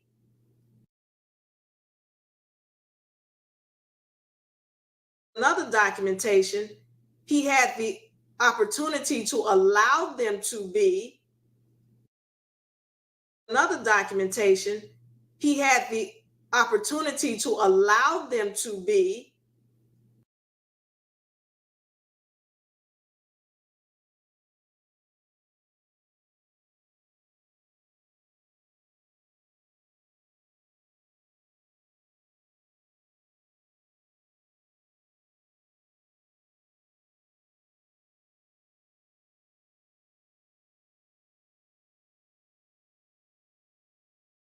a law. We didn't make a law, but we do need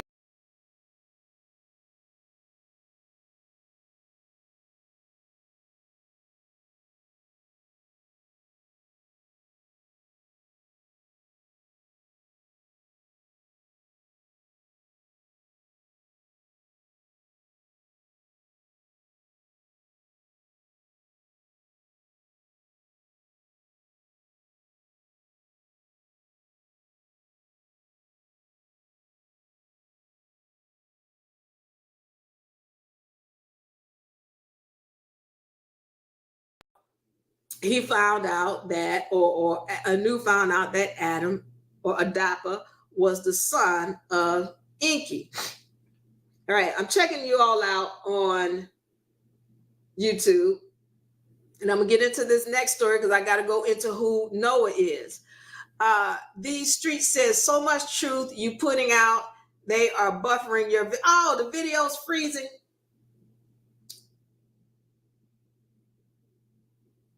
Can y'all hear me okay? Am I still freezing? The lady Empress and these streets, tell me if you all can see me now.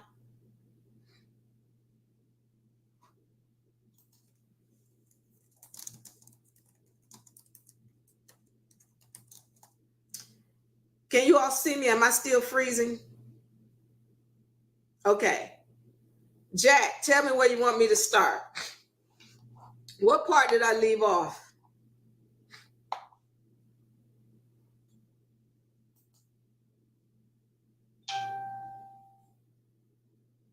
Okay.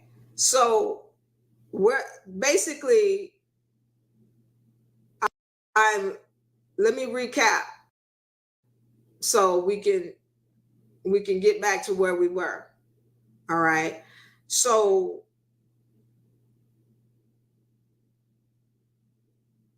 Adapa was talking to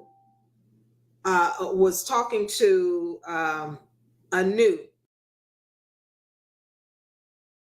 and basically what Adapa had done is rejected the food, and Anu found out that Adapa was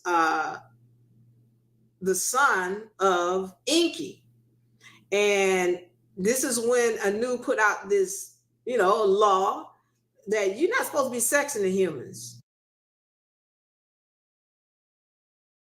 Now it became a law at that point because it's like, it's kind of like you sleeping with your cat or your dog.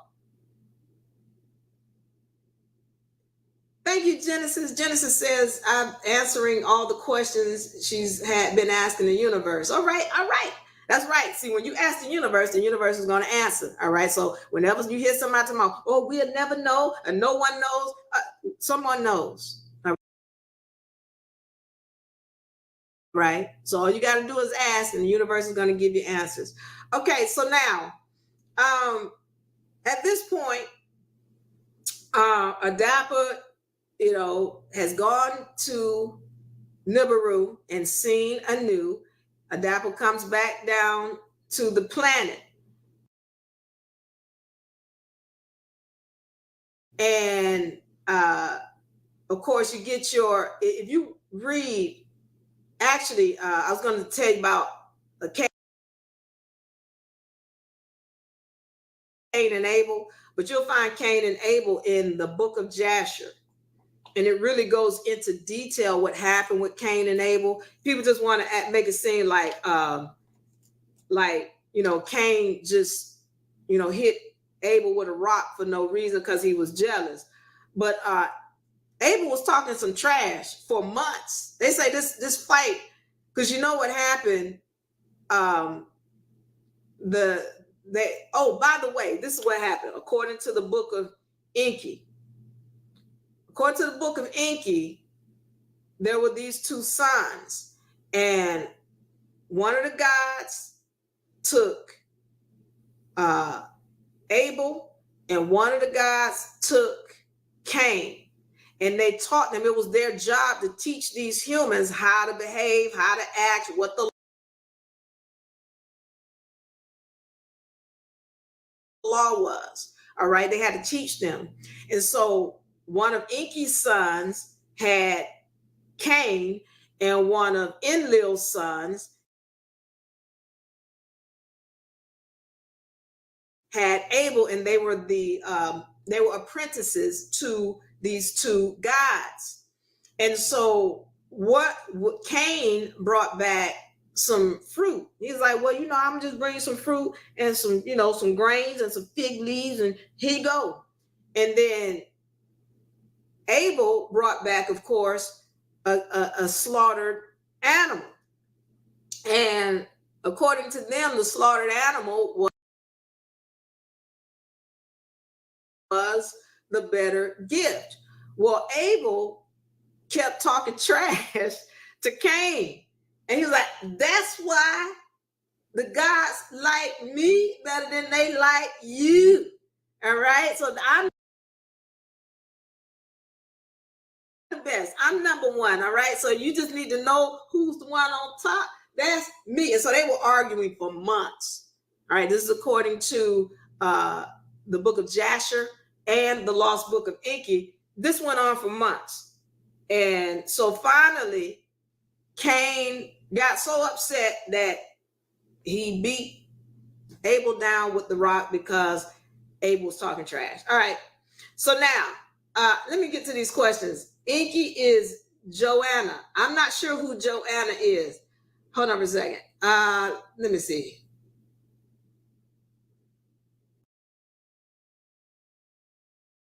Boy, the men really wrote up the book with that foolishness. The man got his body open with that mud breath life in. Wow. Okay. Sandra says, makes sense to me. Connecting the dots. Enki was that one that spoke to Noah but did not speak. Yeah, I'm going to get into that story in a second, Sandra. Enki is Jonah. I'm not sure who Jonah is. Enki is Adam to see those dots. Story of Moses in the book. Yep. You don't have any questions over here on TikTok? Peace to the chat and host. Thank you, Tabitha. What's the YouTube? YouTube channel is UNA Republic on YouTube. In the Lost Book of Enki. But Noah does. We're going to talk about Noah in a second. So what ends up happening, where I left off, we had Adapa coming back down to earth. Enki is teaching them, and Cain and Abel have this fallout. All right. So now I want to go into what happened with the flood. Around this time, the humans are procreating like rabbits. And they sexing and they sexing and they sexing. And Enlil hated them more and more every day. Enlil day. He says in the book of Enki, it says he couldn't get any sleep because they just moaning and groaning all the time. And every time he's trying to get sleep, all he hears them having sex and sex and sex. He wanted them gone. And something happened at one point where there started to be a disturbance in the universe. There was a disturbance, having storms and things like that. Can you give what to study from A to Z? What to study on what, Shanice, in particular? Because there's so much to study. But in what particular are you looking to study? If we're talking about the topics we're talking now, Book of Enki, Lost Book of Enki, read the left out books. All right, read these texts. Enuma Elish, Bhagavad Gita. Anything they say is mythological, read it. I need y'all to understand. A myth doesn't mean a lie. What happens is when they talk about these myth gods and mythological gods, those were real gods that walked the planet. like when you talk about the God of the Bible, they make it seem like it's some spirit thing and people don't ever see it or interact. That's not according to ancient scripture. Those gods exist. Like you talking about the Greek gods, all of those gods are stolen from the so-called African gods. So when they want to hide something, they're going to call it a myth. Like myth means you can't really find the truth about it. And why can't you find the truth? Because somebody hid the facts. But if you go looking for the facts, you'll find out all these so-called myths, those beings actually exist and walk the planet. Okay. So read those myths, because here's another thing. Even if it is a lie, all lies are based on truth. That's fact. All lies are based on the truth. So go look for the lie, and then that'll help you find the truth. All right. So when there was this disturbance in the planet, then this is when Enlil, he called everybody. He's like, all right, we got a meeting. Everybody needs to come to the meeting. Everybody, all the Anunnaki on the planet, we got a meeting at, I think they call it Eridu. And everybody needs to be in Eridu on this day because we got a meeting and I got something to tell everybody. So they come to the meeting and Enlil tells everybody, all right, I need you to understand something. Listen up, listen close. There's a flood coming. There is a flood coming. I need you to get your children and get your people and get your family members and everybody else and put them on the ships because we're going to hover above the earth. All right. So I need you to get that done because there is a flood coming. So get yourself prepared, get yourself together because this whole planet is going to be flooded out. And also, we're going to set off some nuclear bombs. The Anunnaki being that first came to the planet with, they say, 7 nuclear bombs. He set one of those nuclear bombs off on the way to the planet from Nibiru. And I think he set, there's another, no, yeah, he set one of them off. And then they hid the other 6. 6 of them were hidden. Well, Enlil was like, by the way, when this flood is happening, we're going to set off this bomb. We're going to set off these 2 of these bombs. All right. And so Inky was like,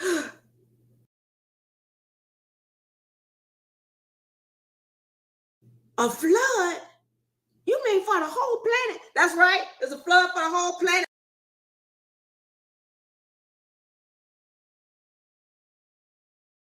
So get yourself together, get your people, get your family, and put them on the ships because we're on hover above the earth. Well, I need to tell the humans because I got to say the humans, they don't, you can shut your mouth, sit down. You better not tell nobody for any reason. Do you understand what I said, Inky?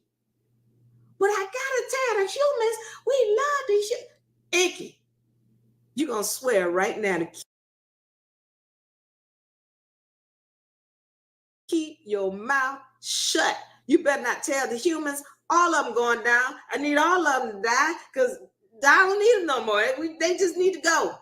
We got a flood coming. We're going to set this bomb off and all of them are going to die. And you better not say a word. But some of them are good. What about Noah? Noah's good. Why?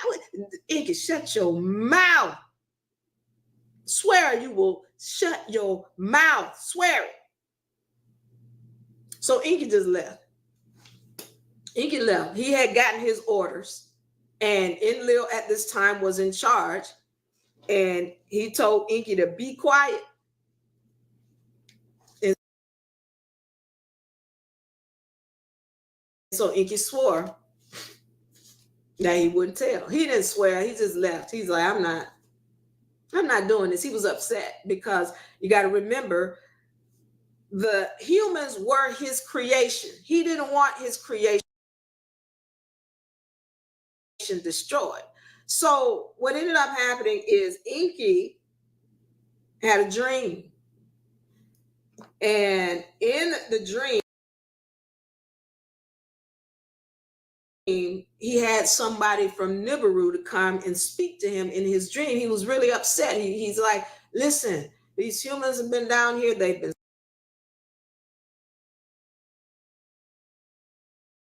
serving us, and he had a love for them. In the dream, listen up, because we're going to understand where Noah came from and why you need to read the left out books. Because I don't know what book this is, but it's telling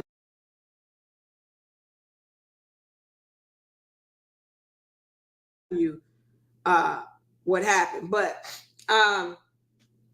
in his dream, it was revealed that Enki slept with Noah's mother. Now,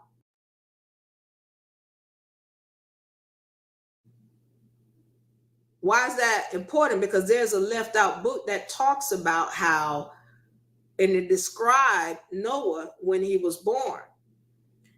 And so it's interesting because when he was born, Noah's father was like, this baby don't look like me. Who?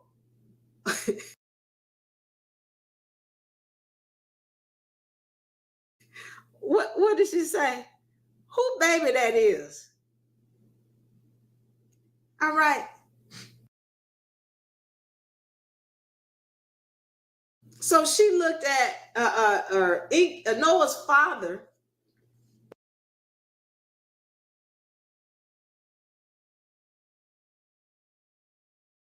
looked at Noah and was like, woman, who baby that is? That's not my baby. Look at it. Look at the hair. Look at the skin color is white skin and the eyes. And you've been sleeping with the gods? You've been sleeping with the gods. Now, here's the wife. Here's Noah's mother.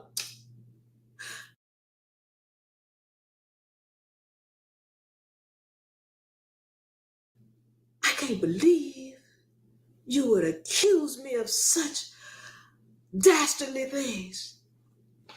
Meanwhile, she never did deny it. So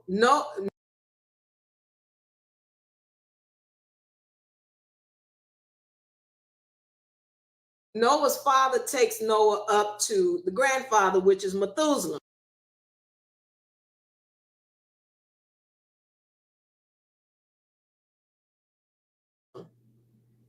Yeah, Methuselah. And he's like, Dad, look at this baby.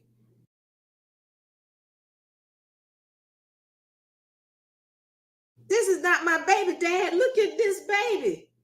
And Methuselah was like,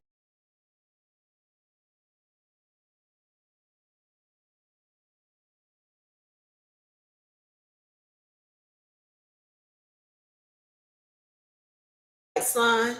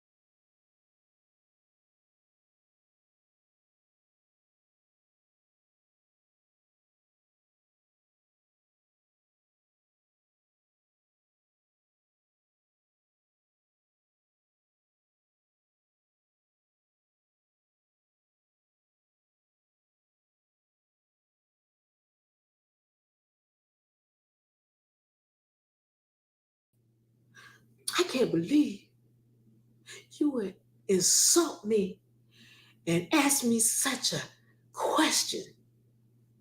Yeah, she slept with one of the guys. His name was Enki. And we found that out when we read the lost book of Enki. Now we know what really happened. Okay, so Inky goes to Noah's house after he wakes up. Oh, by the way, this person who visited him in his dream left him with plans on how to build an ark. All right. So Noah, or Inky rather, goes to Noah's house. Remember, he's still under oath, and he can't talk to Noah. He can't talk to Noah because he's been, put under oath to not say a word to the humans. So he goes to Inky's house and he starts talking to Inky's house. And he's like, he starts talking to Noah. Inky goes to Noah's house and starts talking to Noah's house. And he says, "Oh, house of Noah, there's a flood coming. You need to be aware. I need you to listen up and listen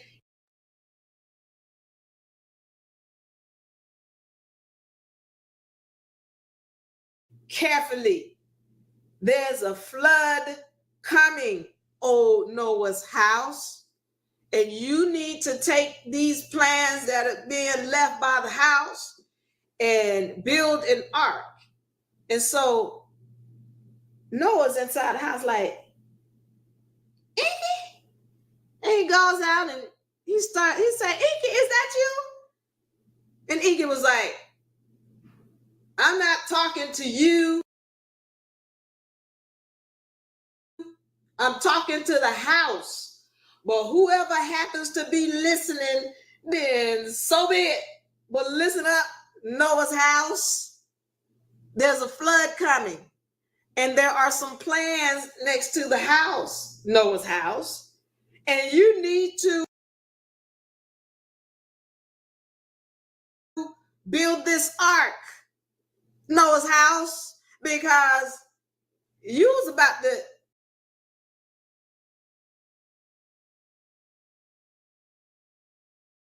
drown." Okay. Am I freezing again?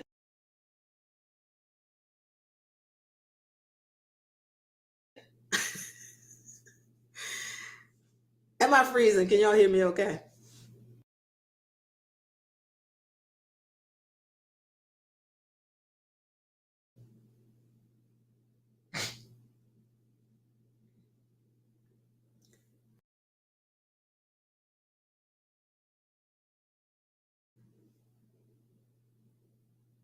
Thank you for following. And by the way, we are on our way to 30,000. What number we at now? Yeah, we're on our way to 30,000. I want y'all to like and share. We can get to 30,000 tonight. That'd be wonderful. Go ahead, like.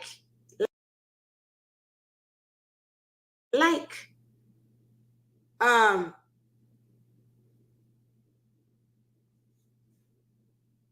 can y'all hear me? Or am I still freezing?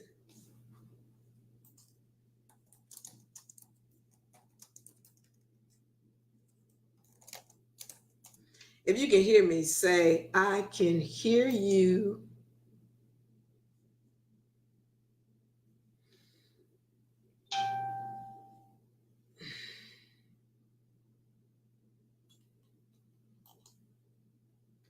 Okay.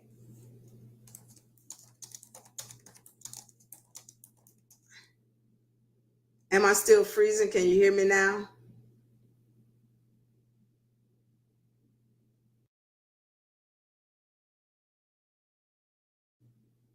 If you can hear me, say, "I can hear you."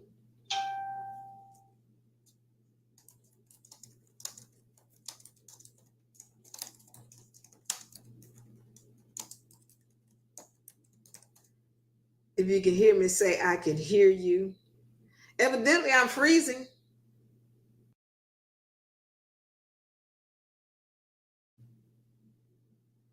Evidently, I's freezing.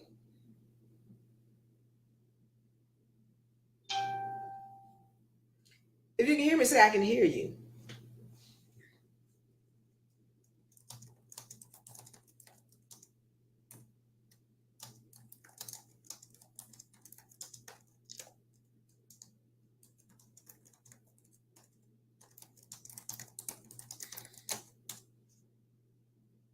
If you can hear me, say, I can hear you.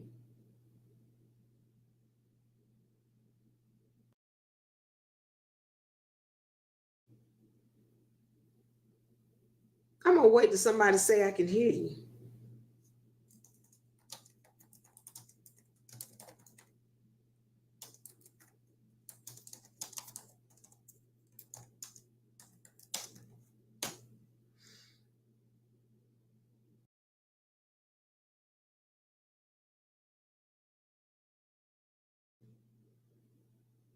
If you can hear me, say, I can hear you. Y'all can't type.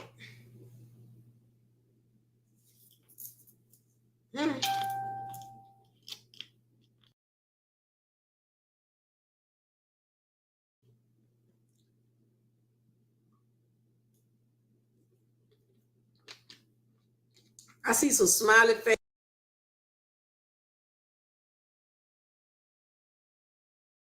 I see a heart and an arm. I'm just waiting on somebody to tell me you can hear me so I can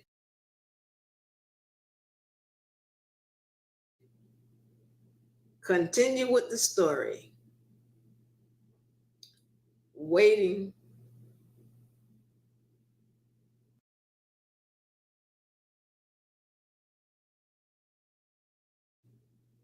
Yep, what, Lady Empress?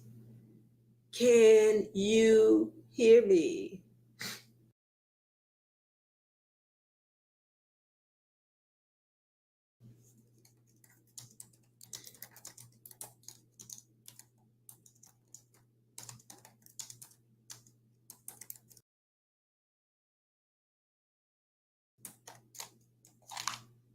Okay. Greatly Love says, yeah. Okay, so let me keep going so I can get on with this. I've gone through the part where Inky talks to the house and says, Noah's house, there's a flood coming.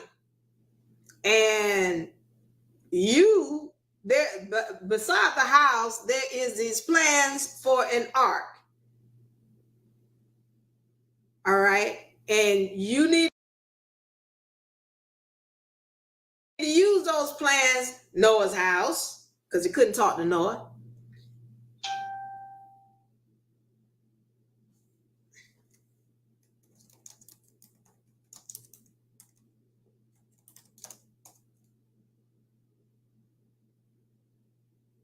Okay. Okay. So it say, all right, so I see you all saying that it's freezing or it's buffering. So I'm just making sure that I give it time to pick back up so that I can continue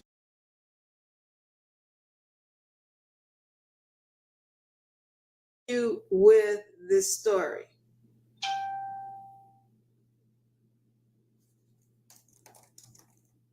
All right.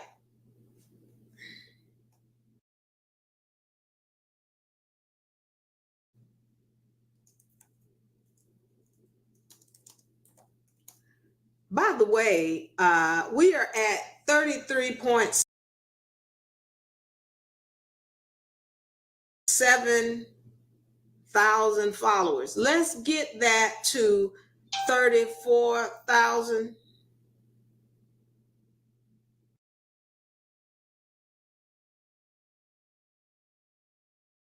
All right. We are at 33.7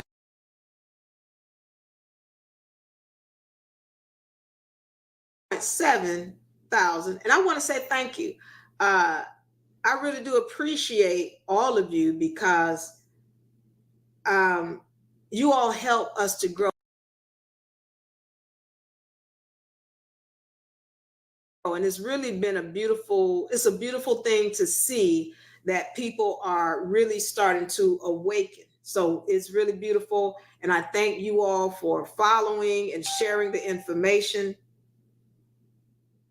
So I really do appreciate you all. My people on YouTube, make sure that you follow or subscribe and like, please.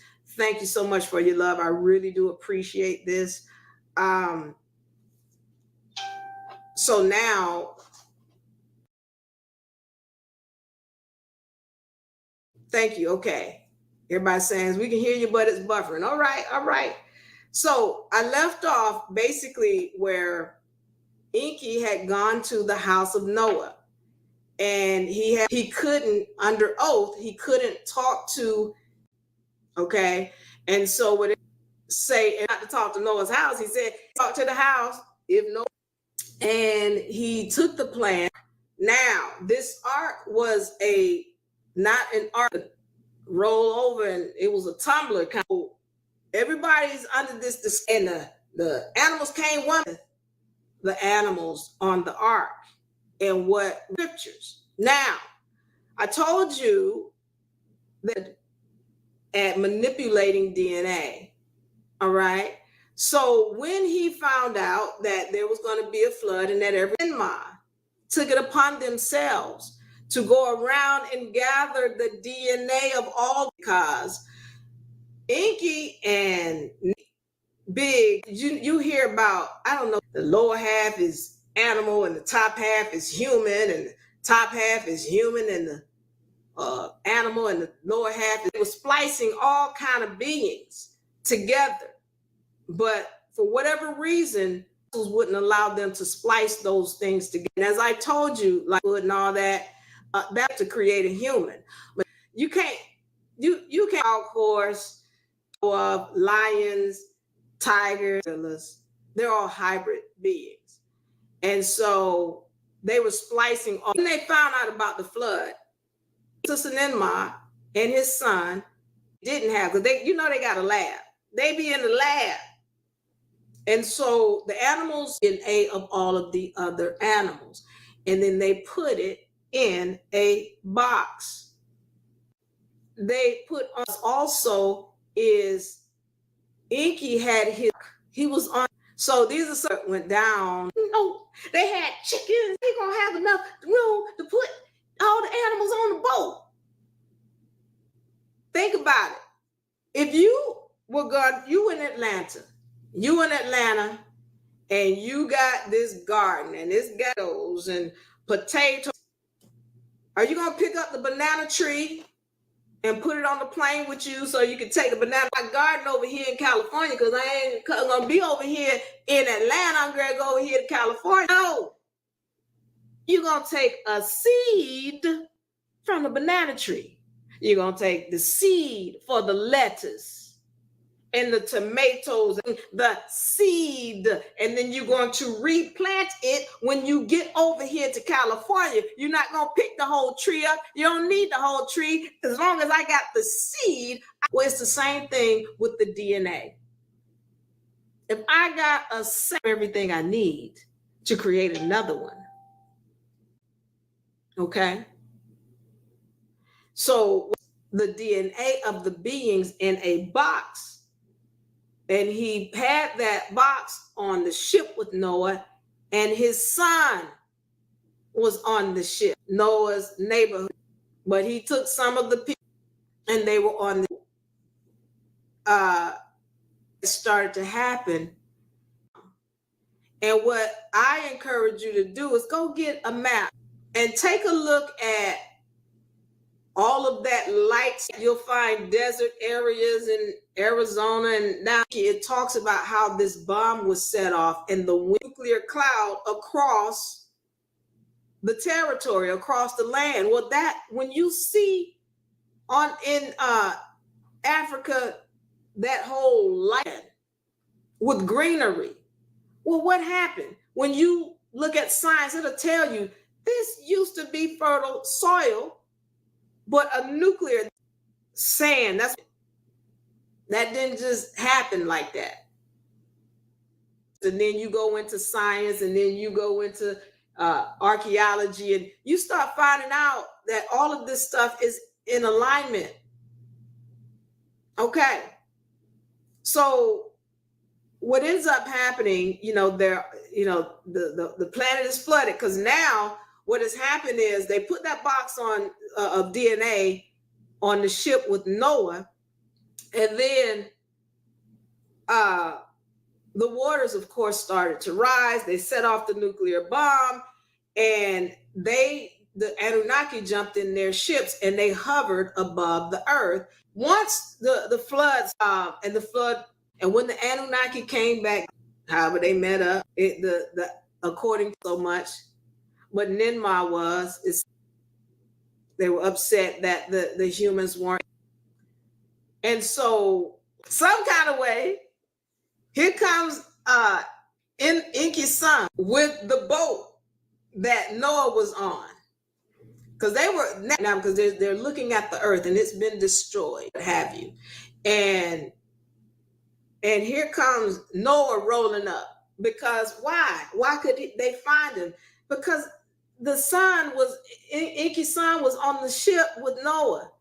And so they pulled up some kind of way, however they pulled up in the ship, but they pulled up. And Enlil went off. It says, according to the book of Enki, he attacked Enki.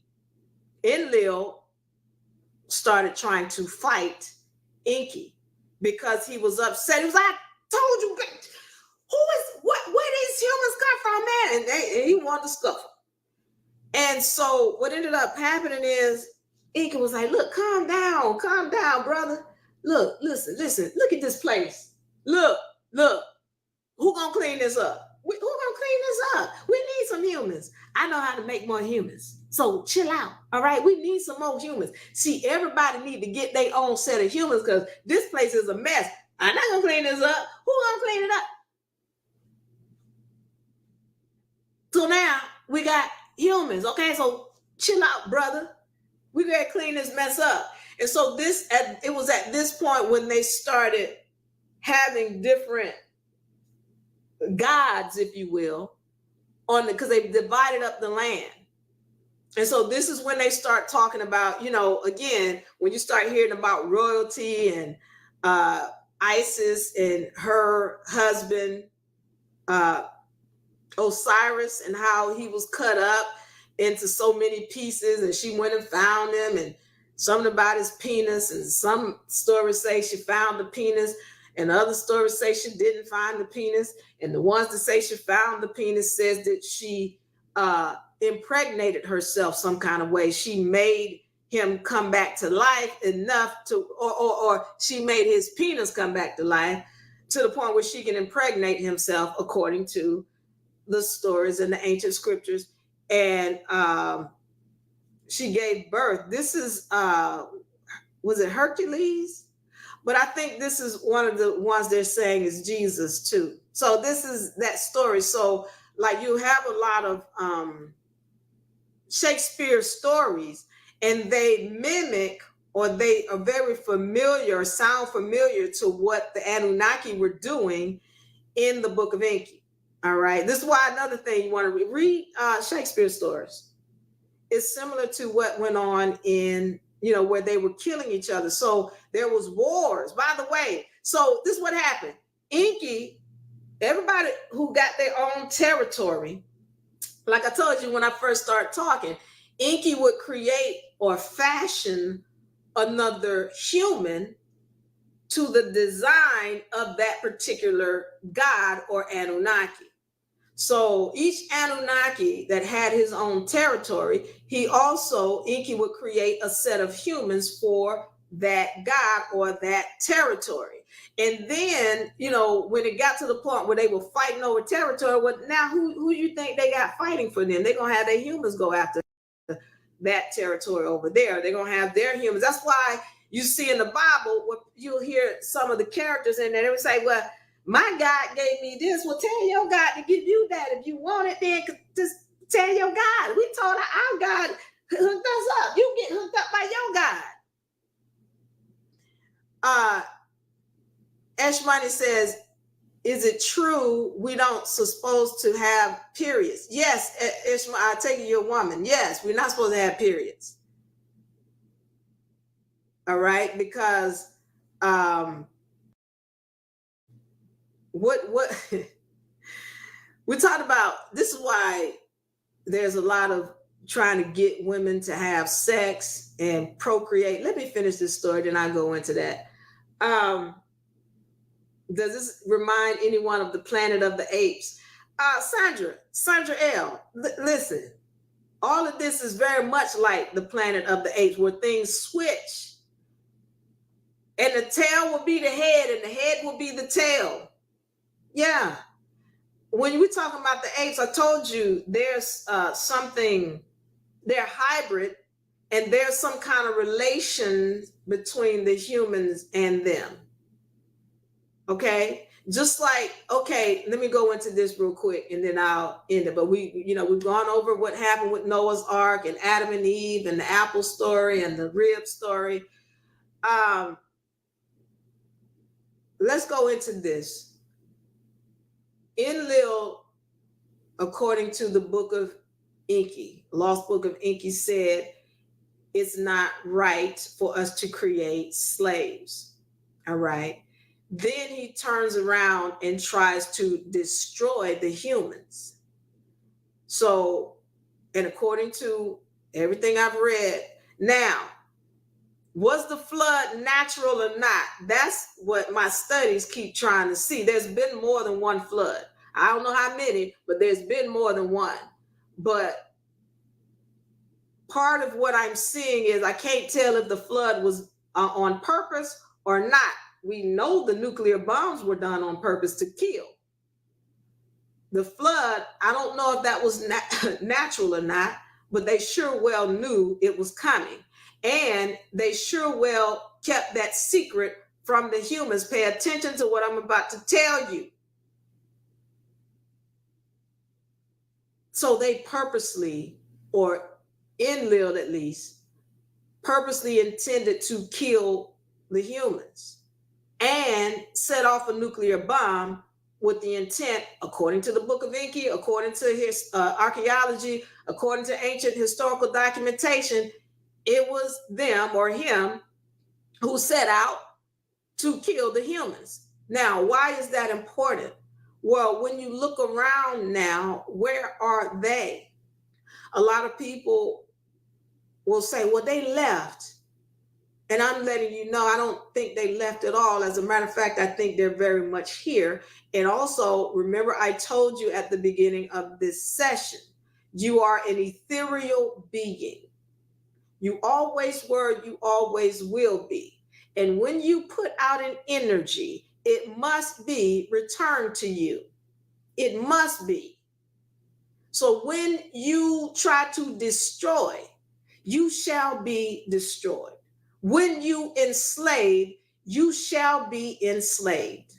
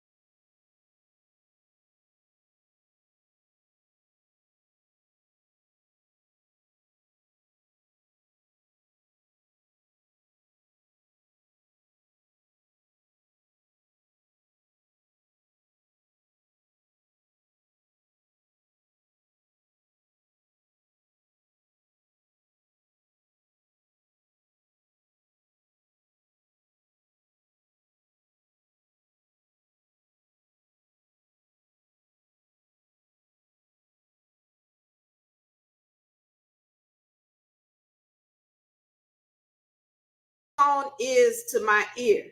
Why doesn't Canada, he says, get hurricanes when the United States is getting them? And he says there's an energy to be repaid. And I looked into that, and there's a lot of truth to that. So when we're talking about hurricanes and these weather systems and tornadoes, first of all, they're spiritual systems, but can they be set up and produce? Absolutely. Can somebody manipulate a weather system? Absolutely.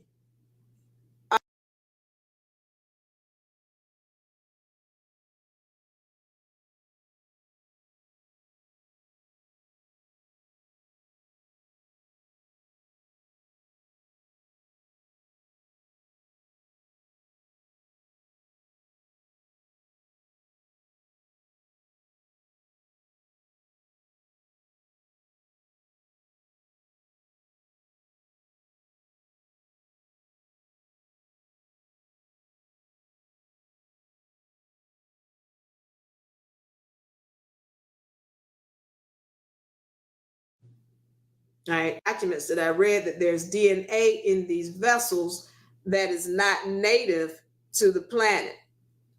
And then I'm gonna let it go. All right. So I'm just checking to see if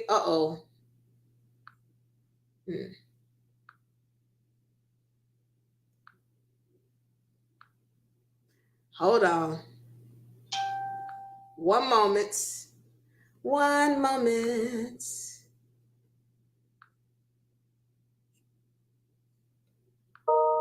All right, we're back. What was I looking for? So we're back up on YouTube. Let's see. Am I freezing again?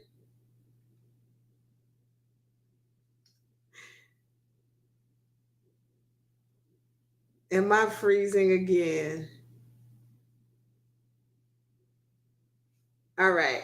Hold on. We come back soon. They know I'm feeding from her. Eating, excuse me. Gobbling it up. All right. Sandra said I'm gobbling it up. Okay, good. Let me finish up here. All right. So now where was I? Now, so we're understanding that there are these beings that try to destroy the humans, and they are no longer here. At least we don't see them in the form that we are expecting to see them.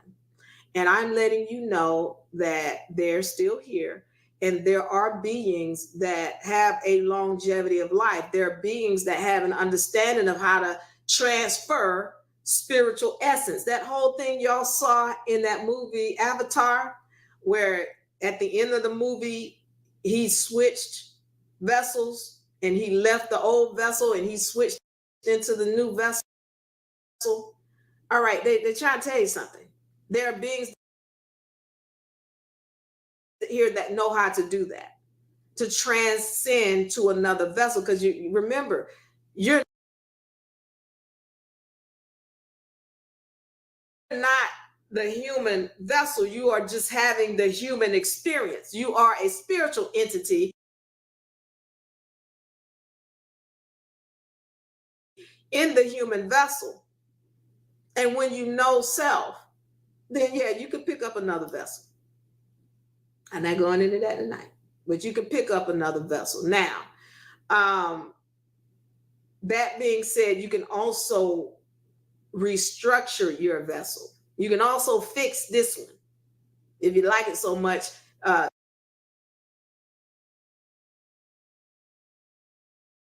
By eating properly. We talked about that, having discipline. Who are you sexing? Who you hanging around? What's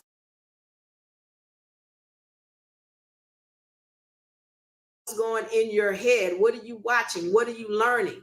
All of that helps you to elevate your life and have longevity. Okay, so with that being said, I hope you're understanding what goes around comes around.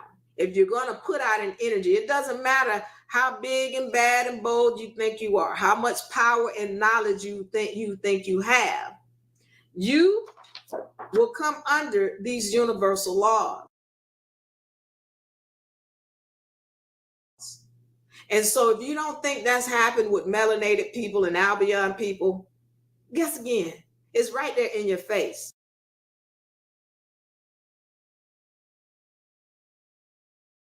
Why are we fighting like this? Because we put out energies. Now, I need y'all to understand there's another being that's manipulating this whole thing as far as the fight between us. And they don't care about brown people or albions either. They don't care. They'll step on everybody because they're hiding. As long as they're hiding,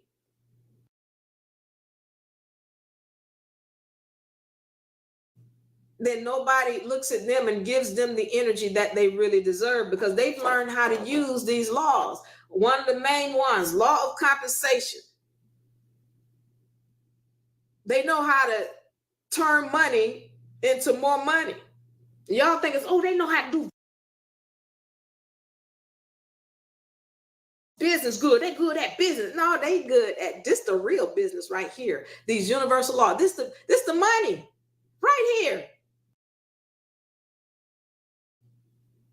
Universal laws. They know this. And as long as they know this and you don't know this, you don't have power. But if you want to get the power and be equal or greater than, know these laws. This is your power right here. This is your money. Okay. Periods.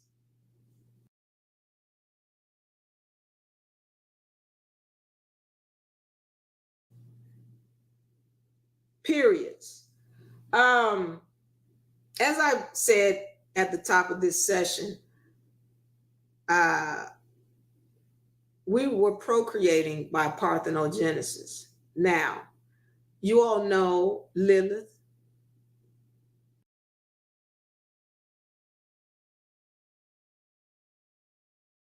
If you don't know who Lilith is, I need you to do some research. Lilith was before Eve.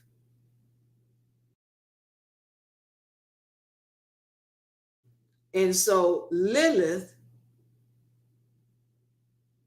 had the ability to give birth on her own. She had knowledge of self. Lilith left Adam because she got sick of Adam. She's like, you know what? I just don't even like you. I don't like you. I'm leaving. And she flew. According to the ancient scriptures, she sprouted wings and flew away. Now, these scriptures, they want to call her a demon. They're not even scriptures. These stories somebody wrote. They want to call her a demon simply because she sprouted wings and flew off and left Adam alone. Now, why Adam didn't sprout some wings and fly off? He didn't have the ability to do that. I told y'all women about that other X chromosome. It gives you X-Men powers. When you see X-Men from now on, understand X only represents the feminine. X-Men means whoa men. Whoa men, as in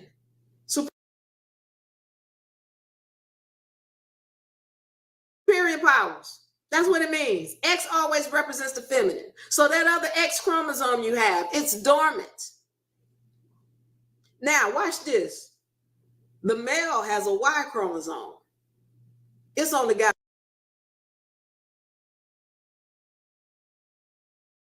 100 genes in it. But he has full access to his 100 genes. You got an X chromosome that is full, but it's dormant, that you don't have access to.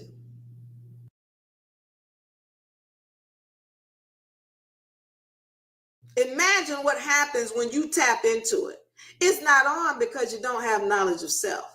But as you gain knowledge of self, as you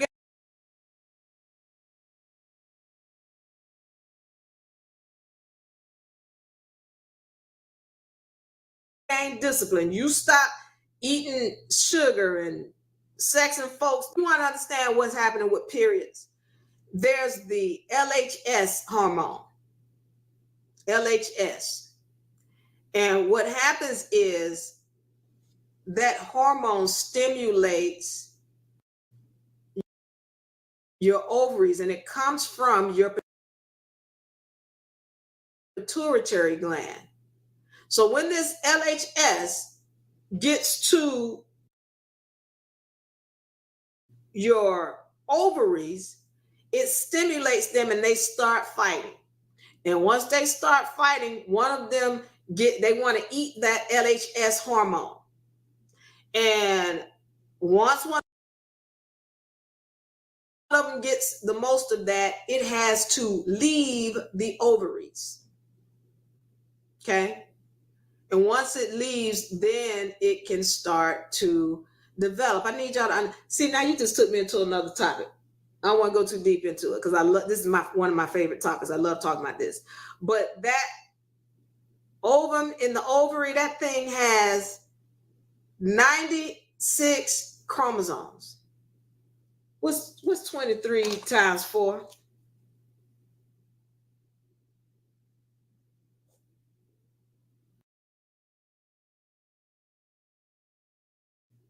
92. It's got 92 chromosomes in it. That's a beast. You don't have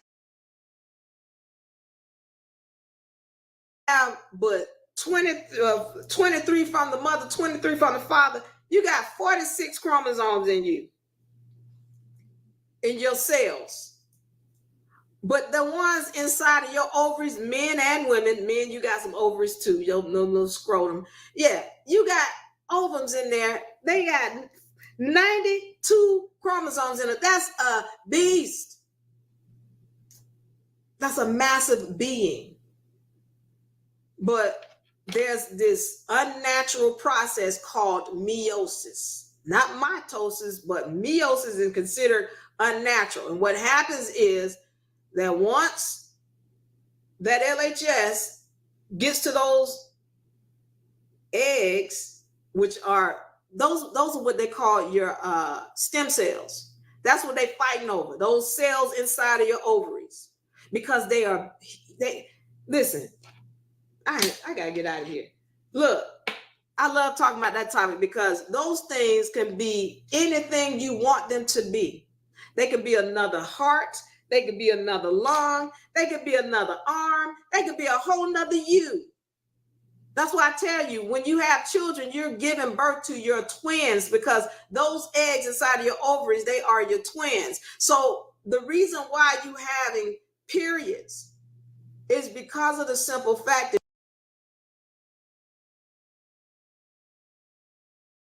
that you're eating things that are not natural. You're eating things that are causing the period. And what ends up happening, what causes this LHS hormone are two things. That's what I found. Two main things. If you want to pull back on your periods, women, you got to cut the sugar out.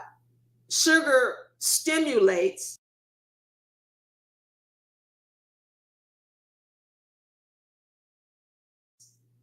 your pituitary gland and causes this LHS hormone to secrete to your blood. And once it does, your ovums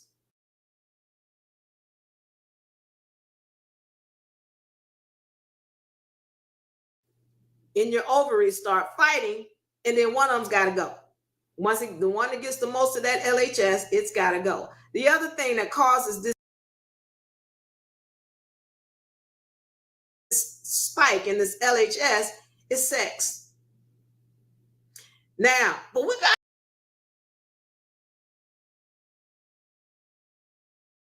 to have sex, Taylor, because I like Taylor.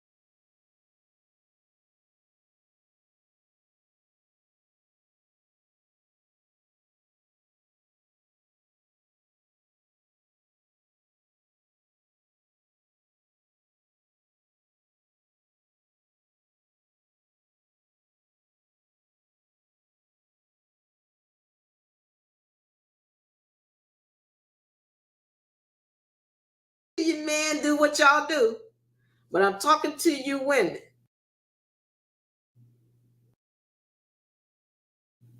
The more you partake in certain things, the further you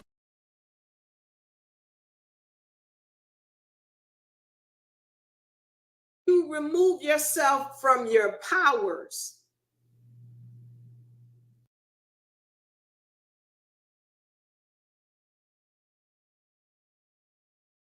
I told you the male got full access to his 100. I didn't mean to say look, but his 100 genes in his Y chromosome, he's got full access to it. You got a whole X chromosome over here with 1,400 genes to his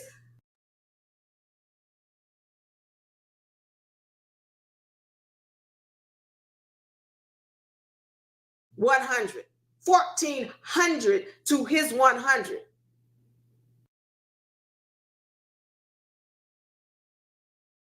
You don't have access to yours, but he got access to his. What happens when you start tapping into yours?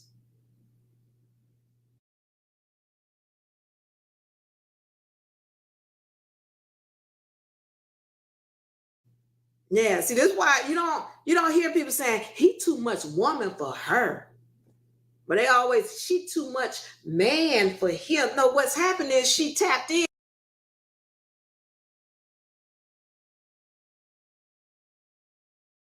to that other X chromosome. She got 1,400 of them to his 100. So the more you partake in things in this society, the further you remove yourself from your powers. Period. Pun intended. Anybody have any questions? Sex and sugar. Those are two main things they pushing on you as a child. Sex and sugar. Oh, eat